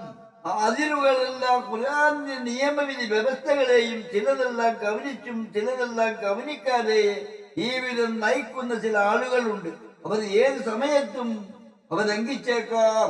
അങ്ങനെ നിരന്തരം അതിന് ലംഘനം സംഭവിച്ചവരും അതുപോലെ ജീവിതം നയിക്കുന്നവരും വല്ലപ്പോഴെല്ലാം വെള്ളിയാഴ്ചയോ ആരെങ്കിലും മരിച്ചാലോ പള്ളിയിൽ പോകും. പേര് മുസ്ലിമായിരിക്കും. അവർക്ക് പല രോഗങ്ങളും പല കഷ്ടങ്ങളും വിഷമങ്ങളും ബുദ്ധിമുട്ടുകളും വരുമ്പോൾ ചില ഉസ്താദുമാർ സമീപിക്കും. എല്ലാ കഷ്ടങ്ങളും നഷ്ടങ്ങളും ബുദ്ധിമുട്ടുകളും എല്ലാം ഉസ്താദുമാരോട് പറയും. ഹാജരാത്തിൽ പറയുന്നത് കേൾക്കാൻ പോകുമ്പോൾ ഹാജരാത്തിൽ പറയുന്നത് അനുസരിച്ച് തകിടും കൂടും കുപ്പിയും മറ്റും എഴുതി കൊടുക്കുന്നു. രോഗങ്ങൾ ശിവ കിട്ടാനും ഉദ്ദേശം പൂർത്തീകരണങ്ങൾക്കും കടങ്ങൾ വീടാനും ബർക്കത്ത് ഉണ്ടാകാനും അവർ ഉദ്ദേശിക്കുന്ന പല മഖബറകളിലേക്കും സിയാറത്തിന് കൊണ്ടുപോകുന്നു. പല മഹാന്മാരുടെയും ഇല്ലാത്ത പല കരാമത്തുകളും പോരിശകളും സംബന്ധിച്ചും പല നന്മകളെ കുറിച്ചും പ്രചാരം ചെയ്തുകൊണ്ടിരിക്കുന്നു. വീണ്ടും വീണ്ടും പ്രചാരം ചെയ്യുന്നത് കേൾക്കുമ്പോൾ അത് കേൾക്കുന്ന പലരുടെയും മനസ്സിൽ ചെറിയൊരു രൂപത്തിൽ സ്വാധീനമുണ്ടാക്കും. അങ്ങനെ സ്വാധീനം വർദ്ധിച്ചു വർദ്ധിച്ചു വരും തോറും പല വർഷങ്ങൾ കൊണ്ട് അത് ചില ഹൃദയങ്ങൾക്ക് അതിൽ പലതും ഒഴിവാക്കാൻ പറ്റാതെയായി മാറിയത് നമ്മൾ അറിയാതെയായിരിക്കും. പക്ഷേ അപ്പോഴേക്കും നമുക്ക് അതിനെ തടയാനോ ഇല്ലായ്മ ചെയ്യാനോ പറ്റാത്ത രൂപത്തിൽ അത് വ്യാപിച്ചിരിക്കും. ഇങ്ങനെയാണ് പിശാചി ഓരോ സമുദായത്തിന്റെയും വിശ്വാസ ഭദ്രത നശിപ്പിക്കുന്നത്. ഈ പറയുന്നതെല്ലാം മുസ്ലിമീങ്ങളെ കുറിച്ച് തന്നെയാണ് പറയുന്നത്. മുസ്ലിമീങ്ങൾ പല മതസ്ഥരുടെയും അടുക്കൽ രോഗങ്ങൾ മാറാനും കഷ്ടങ്ങൾ മാറാനും വരുമാനങ്ങൾ വർദ്ധിപ്പിക്കാനും ഉദ്ദേശങ്ങൾ പൂർത്തീകരിക്കാനും പോകുന്നുണ്ടാവും. മുസ്ലിമീങ്ങളുടെ ആരാധനകൾ പരിശോധിക്കാം. നമ്മുടെ നിസ്കാരം, നമ്മുടെ നോമ്പ്, നമ്മുടെ ഹജ്ജ് തുടങ്ങിയ കാര്യങ്ങളിലെല്ലാം നമുക്ക് അനുവദിക്കപ്പെട്ട പ്രാർത്ഥനകൾ അള്ളാഹുവിനോട് മാത്രമാണ്. ഖുർആനിലും ഹദീസിലും നമുക്ക് ലഭിച്ച ഉത്ബോധനങ്ങളും അങ്ങനെയാണ്.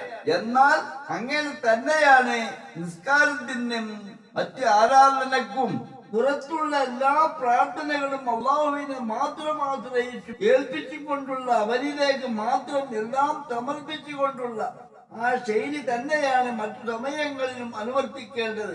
അള്ളാഹുവേ, നീയാണ് നമുക്ക് ശാന്തിയും സമാധാനവും തരുന്നത്. എല്ലാ പ്രാർത്ഥനയും അള്ളാഹുവിലേക്കാണ് എന്നാണ് ഖുർആൻ മുഖേന നമുക്ക് നബി സല്ലല്ലാഹു അലൈഹി വസല്ലം കാണിച്ചു തന്നത്.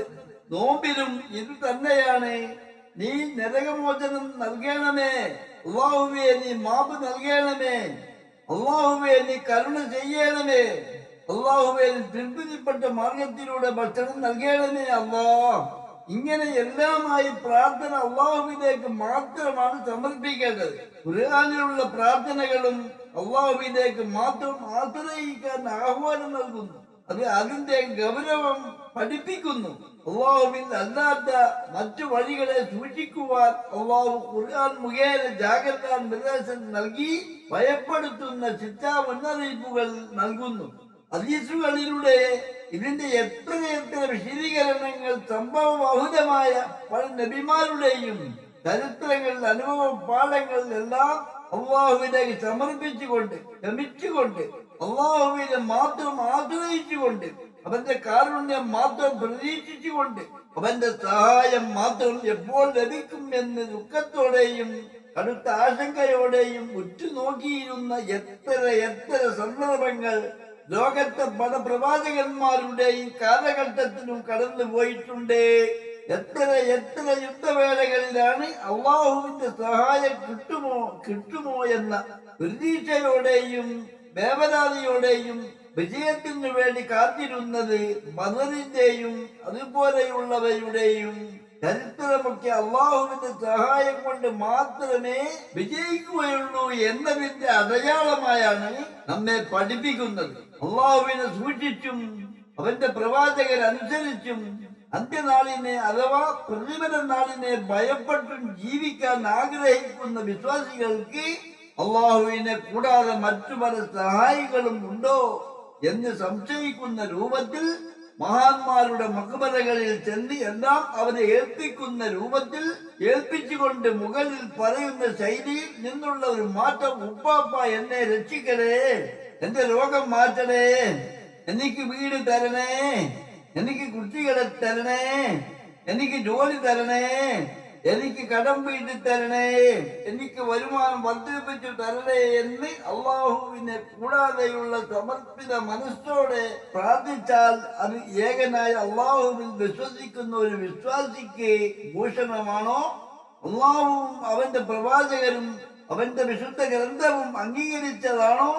എന്റെ രോഗം മാറ്റിയത് ആ ഉപ്പാപ്പയാണ്, എനിക്ക് വീട് നൽകിയത് ഈ മഹാനാണ്, എനിക്ക് കുട്ടികളെ നൽകിയത് ഈ മഹാനാണ്, എനിക്ക് എല്ലാം തന്നത് ആ മഹാനാണ് എന്നെല്ലാം ചിലർ പറയുന്നു.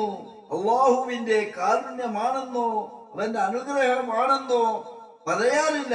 സൃഷ്ടാവും സന്ദർശകരും പരിപാലകരും ഇഹത്തിലും പരത്തിലും സൃഷ്ടികളുടെ പരമാധികാരിയുമായ അള്ളാഹുവിനെ സൂക്ഷിക്കുക എന്ന് തുച്ഛമായ ഭൗതിക സമ്പാദ്യങ്ങൾക്ക് വേണ്ടി ഒരു വിഭാഗം പണ്ഡിതന്മാരും പണ്ഡിതന്മാരല്ലാത്തവരും ഇത്തരം പ്രചാരങ്ങൾ പ്രചരിപ്പിക്കുന്നതിൽ പരിശ്രമിച്ചുകൊണ്ടേയിരിക്കുന്നു.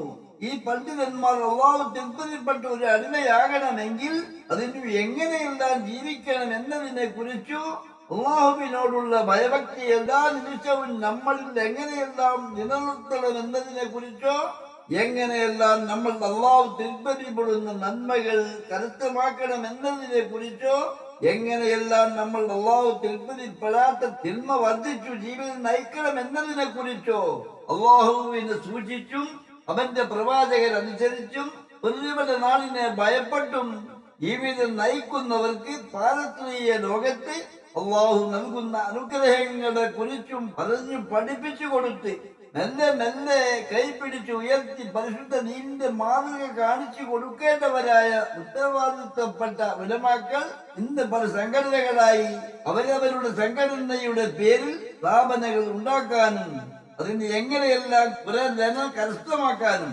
എങ്ങനെയെല്ലാം അനുയായികളെ വർദ്ധിപ്പിക്കാം, എങ്ങനെയെല്ലാം സമ്മേളനങ്ങൾ നടത്താനും അതിനെല്ലാം ആവശ്യമായത് പ്രസംഗിക്കാനും പ്രവർത്തിക്കാനും ഇങ്ങനെയാണ് അവരുടെ ചിന്ത പോകുന്നത്. ഇന്ന് ഓരോ സംഘാടകരും അവരവരുടെ സംഘടനയിലേക്ക് ആളുകളെയും സ്ഥാപനങ്ങളെയും പണത്തിനെയും വർദ്ധിപ്പിക്കുന്ന തിരക്കിലാണ്. അള്ളാഹുവിന്റെ കാരുണ്യം നിറഞ്ഞ പരിശുദ്ധ ദീൻ വിഷയം ആത്മാർത്ഥമായി പ്രബോധനം ചെയ്യുന്നവർ ദുർബലമായിരിക്കുന്നു.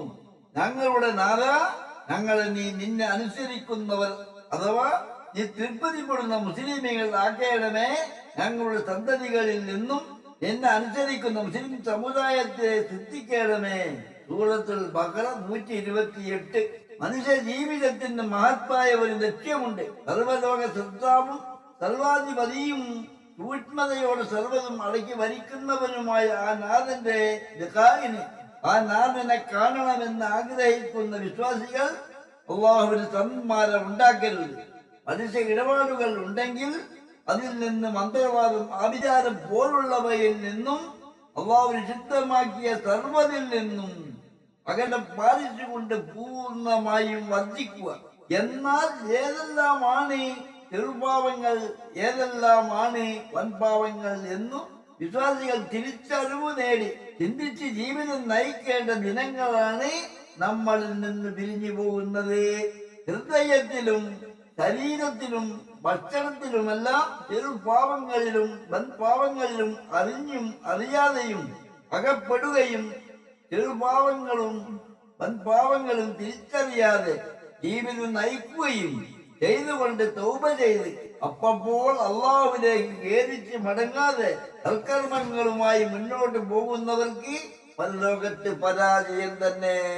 ചെറുപാവങ്ങളും വൻപാവങ്ങളും തിരിച്ചറിഞ്ഞ് ജീവിതം നയിക്കാൻ പരിശ്രമിക്കുകയും തൗബ ചെയ്ത് അപ്പോൾ അള്ളാഹുവിലേക്ക് ഏതിച്ച് മടങ്ങുകയും അങ്ങനെ സൽക്കർമ്മങ്ങൾ കൃത്യനിഷ്ഠത പാലിച്ചും മുന്നേറുന്നവർ തീർച്ചയായും വിജയിക്കുക തന്നെ ചെയ്യും. അള്ളാഹു ദാനമായി നൽകിയ അറിവും ബുദ്ധിയും ആരോഗ്യവും സമ്പത്തും കൊണ്ട് ഇഹത്തിലും പരത്തിലും അള്ളാഹുവിന്റെ പൊരുത്തവും പാരത്രിക ലോകത്ത് അള്ളാഹുവിന്റെ ഔദാര്യവും ആഗ്രഹിക്കുന്ന വിശ്വാസികളെ സംബന്ധിച്ചിടത്തോളം നമസ്കാരങ്ങൾക്കും നോമ്പുകൾക്കും നിയ്യത്ത് അനിവാര്യമായതുപോലെ മാതാപിതാക്കൾക്കും ബാലസന്താനങ്ങൾക്കും നിർബന്ധ കുടുംബങ്ങൾക്കും മറ്റുള്ളവർക്കും ചെയ്തുകൊണ്ടിരിക്കുന്നതും ചെയ്യാൻ ആഗ്രഹിക്കുന്നതുമായ എല്ലാ സൽക്കർമ്മങ്ങൾക്കും നിയ്യത്ത് അനിവാര്യമാണ്. നിയ്യത്ത് അനുസരിച്ചാണ് കർമ്മങ്ങൾക്കുള്ള പ്രതിഫലം നൽകുന്നത്. അള്ളാഹുവിന്റെ കാരുണ്യം ഇഹത്തിലും പരത്തിലും ആഗ്രഹിച്ചോ അല്ലെങ്കിൽ ഇഹത്തിൽ ആഗ്രഹിച്ചോ അല്ലെങ്കിൽ പരത്തിൽ ആഗ്രഹിച്ചോ ഒരുവൻ ഉദ്ദേശിച്ചത് എന്തോ അതാണ് അള്ളാഹു അവന് നൽകുക. അതിനാൽ അള്ളാഹുവിന്റെ നിയമവിധി വ്യവസ്ഥകൾ അനുസരിക്കുകയും സൂക്ഷ്മതയോടെ ജീവിച്ച് അള്ളാഹുവിന് തൃപ്തിക്കു വേണ്ടി നിലകൊള്ളുന്നവരാവുകയും ചെയ്യുക. നമ്മുടെ ശരീരം കൊണ്ട് ചെയ്യുന്ന ആരാധനകളിൽ ഏറ്റവും ശ്രേഷ്ഠമായത് നമസ്കാരമാണ്. ബാഹ്യമായ ജീവിതത്തിൽ ഭക്ഷണം ഒഴിച്ചുകൂടാനാവാത്തത് പോലെ നമ്മുടെ ആത്മീയ ജീവിതത്തിൽ ഒഴിച്ചുകൂടാനാവാത്തതാണ് 5 നേരത്തെ നിർബന്ധ നിസ്കാരങ്ങൾ. ക്ഷമ കൊണ്ടും നമസ്കാരം കൊണ്ടും നിങ്ങൾ അള്ളാഹുവിന്റെ സഹായം തേടുവീൻ. ഭക്തന്മാരല്ലാത്തവർക്ക് അത് വല്ലാത്ത ഭാരം തന്നെയാണ്. സൂറത്തുൽ ബഖറ 45. നേർമറികൾ അനുഷ്ഠിക്കേണ്ട പ്രധാന വിഷയത്തിലേക്കാണ് ഈ ശുദ്ധം വിരൽ ചൂണ്ടുന്നത്. നിർബന്ധ കർമ്മമാകുന്ന 5 നേരത്തെ നമസ്കാരങ്ങളും മറ്റു സുന്നത്ത് നമസ്കാരങ്ങളും നബി സല്ലല്ലാഹു അലൈഹി വസല്ലം പഠിപ്പിച്ചു തന്നതുപോലെ അറിവനുസരിച്ച് യഥാവിധി കൃത്യനിഷ്ഠതയോടെ അനുഷ്ഠിക്കുന്നവർക്ക് എല്ലാ നന്മകളും വന്നു ചേർന്നു കൊണ്ടേയിരിക്കും. ഇതു തന്നെയാണ് അമ്പകുന്ന് കൊയക്കയുടെ അനുഭവവും രഹസ്യവും. നമസ്കാരം ഖലാൽ ആയാൽ അടുത്ത വകത്തിൽ ഖലാലായ നിസ്കാരത്തിന് മുൻഗണന കൊടുക്കണം. അതുമല്ലെങ്കിൽ അതിന്റെ അടുത്ത വകത്തിന് മുൻഗണന കൊടുക്കണം.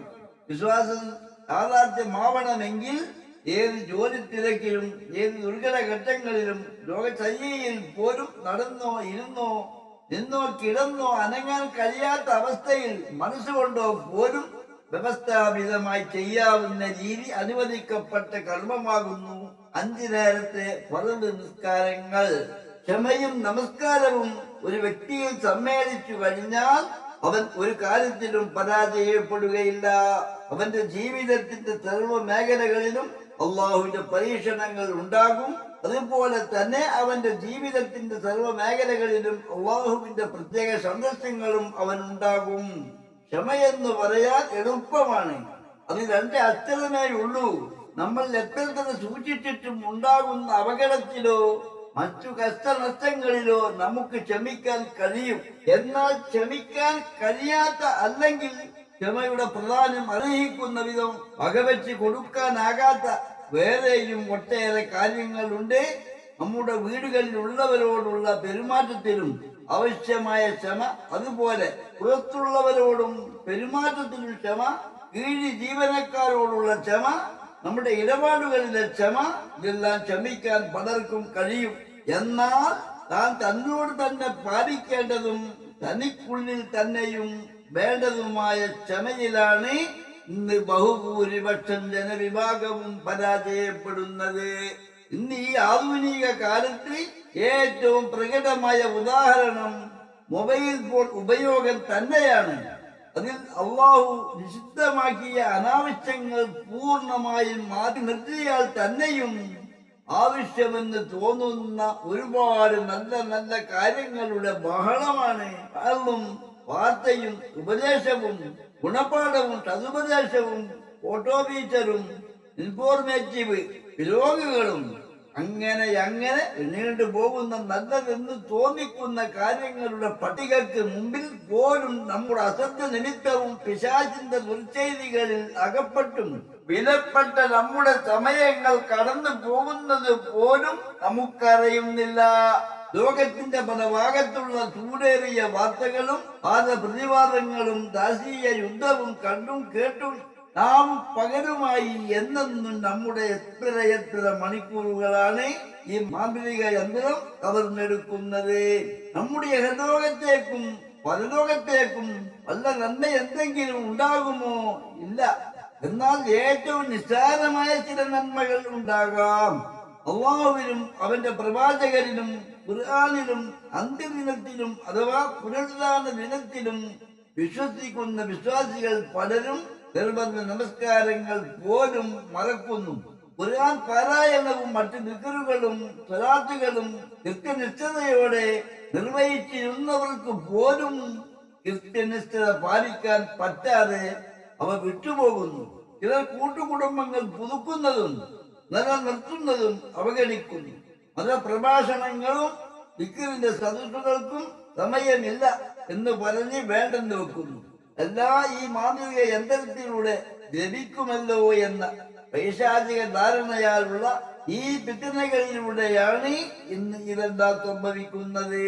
കളിയും വിനോദവും വാർത്തയും ലോകവിവരങ്ങളുമെല്ലാം ചിലരെല്ലാം ആവശ്യമായതും വേണ്ടതും തന്നെയാണ്. എന്നാൽ ഇത് എത്രത്തോളം നമ്മുടെ ജീവിത സമയം അവഹരിച്ച് നശിപ്പിക്കുന്നുവെന്ന ചിന്തയും നിയന്ത്രണവും നമുക്ക് ആവശ്യമാണ്. അതിലേറെ പ്രധാനമാണ് നമുക്ക് വേണ്ടതായ ചില കാര്യങ്ങളും ഒരു പരിധി കഴിഞ്ഞാൽ ബാക്കി കേൾക്കുന്നതും കാണുന്നതുമെല്ലാം നമുക്ക് ആവശ്യമില്ലാത്തതും നമ്മുടെ സമയം അനാവശ്യമായി നഷ്ടപ്പെടുന്നതായി കാണാം. നമ്മുടെ നമസ്കാരത്തിലെ ഭയഭക്തിയും സൂക്ഷ്മതയും കളയാൻ വരെ ഈ അത്യാവശ്യ കാര്യങ്ങൾക്ക് കഴിയും. എന്നാൽ നമ്മൾ ആഴത്തിൽ ചിന്തിച്ചാൽ നമുക്ക് അവയിൽ പലതും അത്യാവശ്യമാകണമെന്നില്ല എന്ന് മനസ്സിലാക്കാവുന്നതുമാണ്. ഒരേ ആവശ്യമുള്ളതും അനാവശ്യവുമായതും അറിയുക എന്നത് കൊണ്ട് വലിയ പുണ്യമൊന്നുമില്ല. കാരണം നമുക്ക് വളരെ വേണ്ടപ്പെട്ടതായ അത്യാവശ്യ കാര്യങ്ങൾ പോലും ചിലതെല്ലാം നഷ്ടപ്പെട്ടു പോകാനും കാരണമാകും. പല നല്ല കാര്യങ്ങളിൽ നിന്നും പഠിക്കുന്നതിൽ നിന്നും നമ്മൾ അകന്നു പോകുന്നു.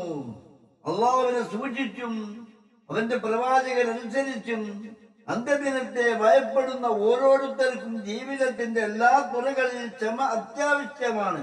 അതുകൊണ്ടാണ് നമ്മളോട് ക്ഷമ കൊണ്ടും നമസ്കാരം കൊണ്ടും നിങ്ങൾ അള്ളാഹുവിന്റെ സഹായം തേടുവീൻ എന്ന് അള്ളാഹു പറഞ്ഞത് നമ്മൾ ചിന്തിക്കുക.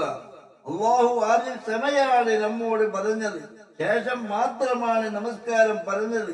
കാരണം അള്ളാഹുവിലും അവന്റെ ഖുർആനിലും അവന്റെ പ്രവാചകരിലും അന്ത്യദിനത്തിലും അഥവാ പുനരുദ്ധാന നാളിലും വിശ്വസിക്കുന്ന ഒരു വിശ്വാസിക്ക് ഇഹലോകത്തും പരലോകത്തും അള്ളാഹുവിന്റെ തൃപ്തി ആഗ്രഹിക്കുന്ന ക്ഷമ ജീവിതത്തിന്റെ എല്ലാ കാര്യത്തിലും ഉണ്ടെങ്കിലേ നമസ്കാരം നിർവഹിക്കാൻ തോന്നുക മുതൽ അത് ആത്മാർത്ഥതയോടെ നിർവഹിക്കാൻ വരെയുള്ള കാര്യങ്ങൾ കഴിയുന്നതിന് അത്യാവശ്യമായ ഒരു അതിപ്രധാന ഘടകമാണ് ക്ഷമയെന്ന് ഇതിൽ നിന്ന് നമുക്ക് മനസ്സിലാക്കാം.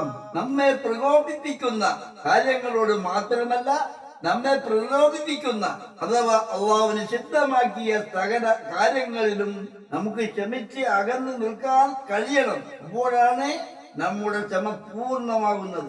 അവർക്കാണ് അള്ളാഹുവിന്റെ സഹായം ഉറപ്പായി ലഭിക്കുക. ക്ഷമ അത് എത്ര കൈപ്പുള്ളതാണെങ്കിലും ക്ഷമയുള്ളവർക്ക് അതിന്റെ ഫലം തേനിനേക്കാൾ മധുരമുള്ളതാണെന്ന് അറിയുക. പേര് പോലെ തന്നെ ക്ഷമ കൈപ്പേറിയതാണ്, പക്ഷേ അതിന്റെ അനന്തര ഫലങ്ങൾ തേനിനേക്കാൾ മധുരമുള്ളതാണ്. ക്ഷമയുടെ ഗുണങ്ങളും അതിന്റെ മനോഹരമായ അനന്തര ഫലങ്ങളും ഇവയാണ്. അവയിൽ ആദ്യത്തേത് ക്ഷമയുള്ളവർക്ക് അള്ളാഹുവിന്റെ സഹായവും അവൻ കൂടെ ഉണ്ടെന്ന ഉറച്ച ബോധ്യവും ലഭിക്കും. തീർച്ചയായും ക്ഷമയുള്ളവരോടൊപ്പം തന്നെയാണ് അള്ളാഹു. രണ്ടാമത്തേത് ക്ഷമയുള്ളവർ സമർത്ഥമായ നന്മയും മഹത്തായ യോഗ്യതയും നേടും. നിങ്ങൾ അള്ളാഹുവിന്റെ തൃപ്തിക്ക് വേണ്ടി ക്ഷമയുള്ളവരാണെങ്കിൽ അത് അള്ളാഹുവിന്റെ തൃപ്തി ക്ഷമയുള്ളവർക്ക് മാത്രമുള്ളതാണ്. മൂന്നാമത് ക്ഷമയുള്ളവർക്ക് പരിധിയില്ലാത്ത അഥവാ കണക്കാക്കാൻ കഴിയാത്ത സാധ്യമാവാത്ത അത്രയും പ്രതിഫലമുണ്ട്. തീർച്ചയായും അള്ളാഹുവിന്റെ തൃപ്തിക്ക് വേണ്ടി ക്ഷമയോടെ ജീവിതം നയിക്കുന്ന രോഗിക്ക് അവരുടെ പ്രതിഫലം കണക്കാക്കാതെ തന്നെ അള്ളാഹു നൽകും. നാലാമത്തേത് അള്ളാഹുവിന്റെ തൃപ്തിക്ക് വേണ്ടി ക്ഷമയോടെ മുന്നേറുന്നവർക്ക് അവരുടെ പരലോക നന്മകൾ അള്ളാഹു വർദ്ധിപ്പിച്ചു കൊടുക്കും. പദവി ഉയർത്തി കൊടുക്കും. അള്ളാഹുവിന് വേണ്ടി ക്ഷമയോടെ പരന്ത നിസ്കാരങ്ങളും സുന്നത്ത് നിസ്കാരങ്ങളും കൃത്യനിഷ്ഠയോടെ നിർവഹിക്കുന്നവർക്ക് തങ്ങളുടെ പാപങ്ങൾ അള്ളാഹു പുറത്തു കൊടുക്കും. അള്ളാഹുവിന്റെ തൃപ്തിക്ക് വേണ്ടി ക്ഷമയോടെ ജീവിതം നയിക്കുന്ന ആണായാലും പെണ്ണായാലും അവരുടെ ശരീരത്തിലും ആത്മാവിലും മക്കളിലും സമ്പത്തിലും അള്ളാഹുവിന്റെ പ്രത്യേകം അനുഗ്രഹങ്ങൾ ഉണ്ടാകും.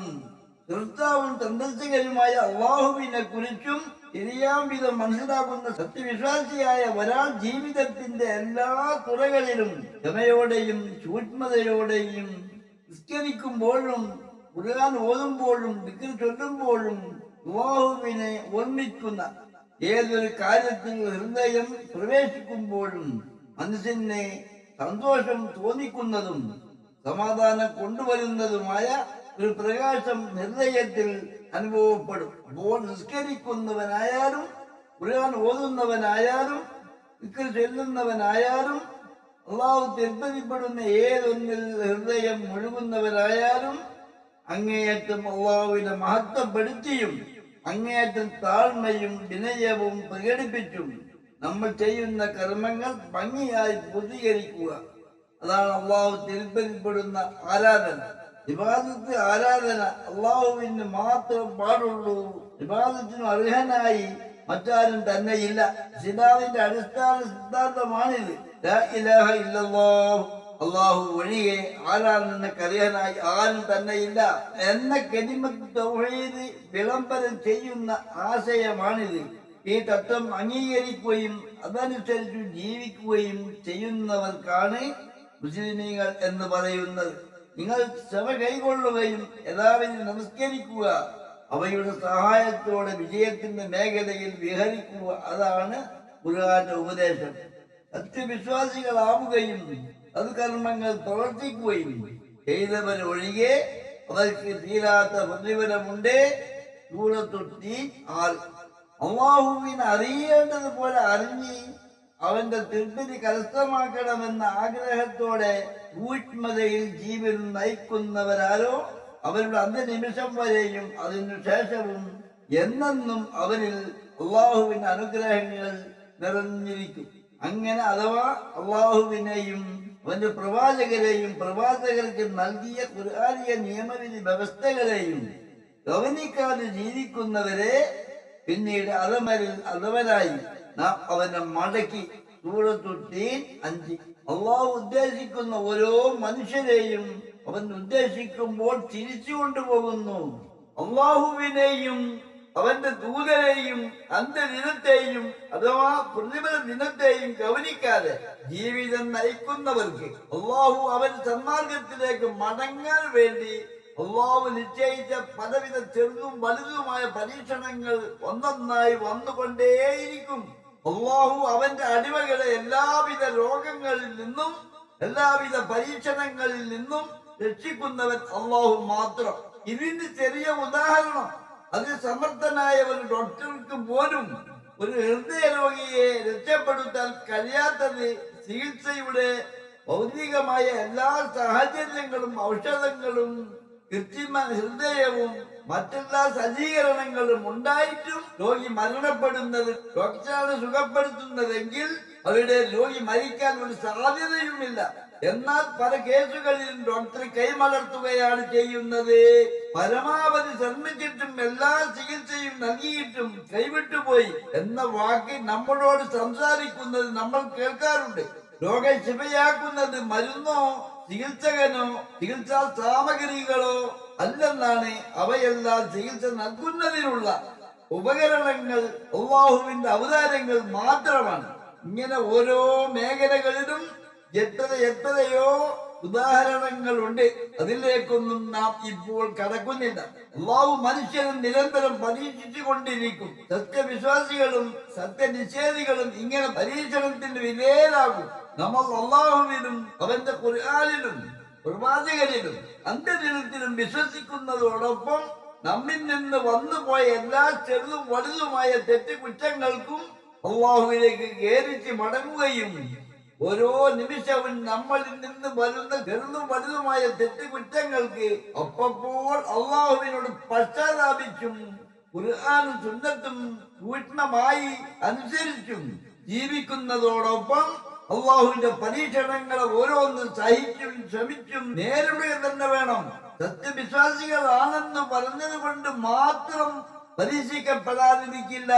സത്യവിശ്വാസം സ്വീകരിക്കുന്നതോടൊപ്പം അള്ളാഹുവിന്റെ പരീക്ഷണങ്ങളെ സഹനത്തോടെയും ക്ഷമയോടെയും നേരിടുകയും വേണം. അള്ളാഹുവാണ് ഈ പ്രപഞ്ചത്തെയും അവയിലുള്ള സർവ വസ്തുക്കളെയും സൃഷ്ടിച്ചത്. പ്രപഞ്ചത്തിലെ സകല വസ്തുക്കളെയും പടിപടിയായി സംരക്ഷിച്ചു വളർത്തുന്നതും അള്ളാഹുവാണ്. അനന്തമായ കാരുണ്യത്തിന്റെ പ്രതീകമാണവൻ. പ്രതിഫല നാളിന്റെ ഉടമസ്ഥനാണവൻ. അതുകൊണ്ട് എല്ലാ സ്തുതിയുടെയും പ്രശംസകളുടെയും അവകാശിയും അള്ളാഹു തന്നെ. ഈ ലോകത്തോടെ എല്ലാം അവസാനിക്കുന്നില്ല. മരണാന്തരം മറ്റൊരു ജീവിതമുണ്ട്. ഇഹലോകത്തെ നമ്മുടെ പ്രവർത്തനങ്ങളെ കുറിച്ച് അവരുടെ വിചാരണ ചെയ്യും. അന്ത്യനാൾ, സ്വർഗം, നരകം ഇതൊന്നും ഊഹാപോഹങ്ങളല്ല, തികച്ചും സത്യമായ യാഥാർത്ഥ്യങ്ങളാണ്. ഈ ജീവിതം അവസാനിക്കുന്നതോടെ നമ്മുടെ സ്വന്തം കണ്ണുകൊണ്ട് നമുക്ക് അവ കാണാൻ സാധിക്കുക തന്നെ ചെയ്യും. ഓരോരുത്തരുടെയും പ്രവർത്തനങ്ങൾക്ക് അനുയോജ്യമായ നന്മയ്ക്ക് നന്മയും തിന്മയ്ക്ക് തിന്മയുമായ പ്രതിഫലം നൽകപ്പെടുകയും ചെയ്യും. ഇത് തന്നെയാണ് ഈ ലോകത്ത് 1,24,000 പരം നബിമാരും 313 മുർസലുകളും വിളംബരം ചെയ്തത് താങ്കളുടെ നാദങ്ങളിൽ നിന്നുള്ള സത്യമാണിത്. അതുകൊണ്ട് താങ്കൾ അഥവാ അള്ളാഹു വിശ്വസിക്കുന്നവർ സംശയാലുക്കളിൽ പെട്ടുപോകരുത്. സൂറത്തുൽ ബഖറ 147. അള്ളാഹുവേ, നീ ഞങ്ങൾ ശരിയായ മാർഗത്തിൽ നയിക്കണമേ. ഇതാണ് നമുക്ക് നമ്മുടെ സൃഷ്ടാവിനോട് പ്രധാനവുമായി ചോദിക്കാനുള്ളത്. നീ ഞങ്ങളെ ശരിയായ മാർഗത്തിൽ നയിക്കണമേ. കോപത്തിനു പാത്രമായവരും വഴി തെറ്റിയവരും അല്ലാത്ത നിന്റെ അനുഗ്രഹത്തിനു പാത്രമായവരുടെ മാർഗത്തിൽ. സൂറത്തുൽ ഫാത്തിഹ 6-7.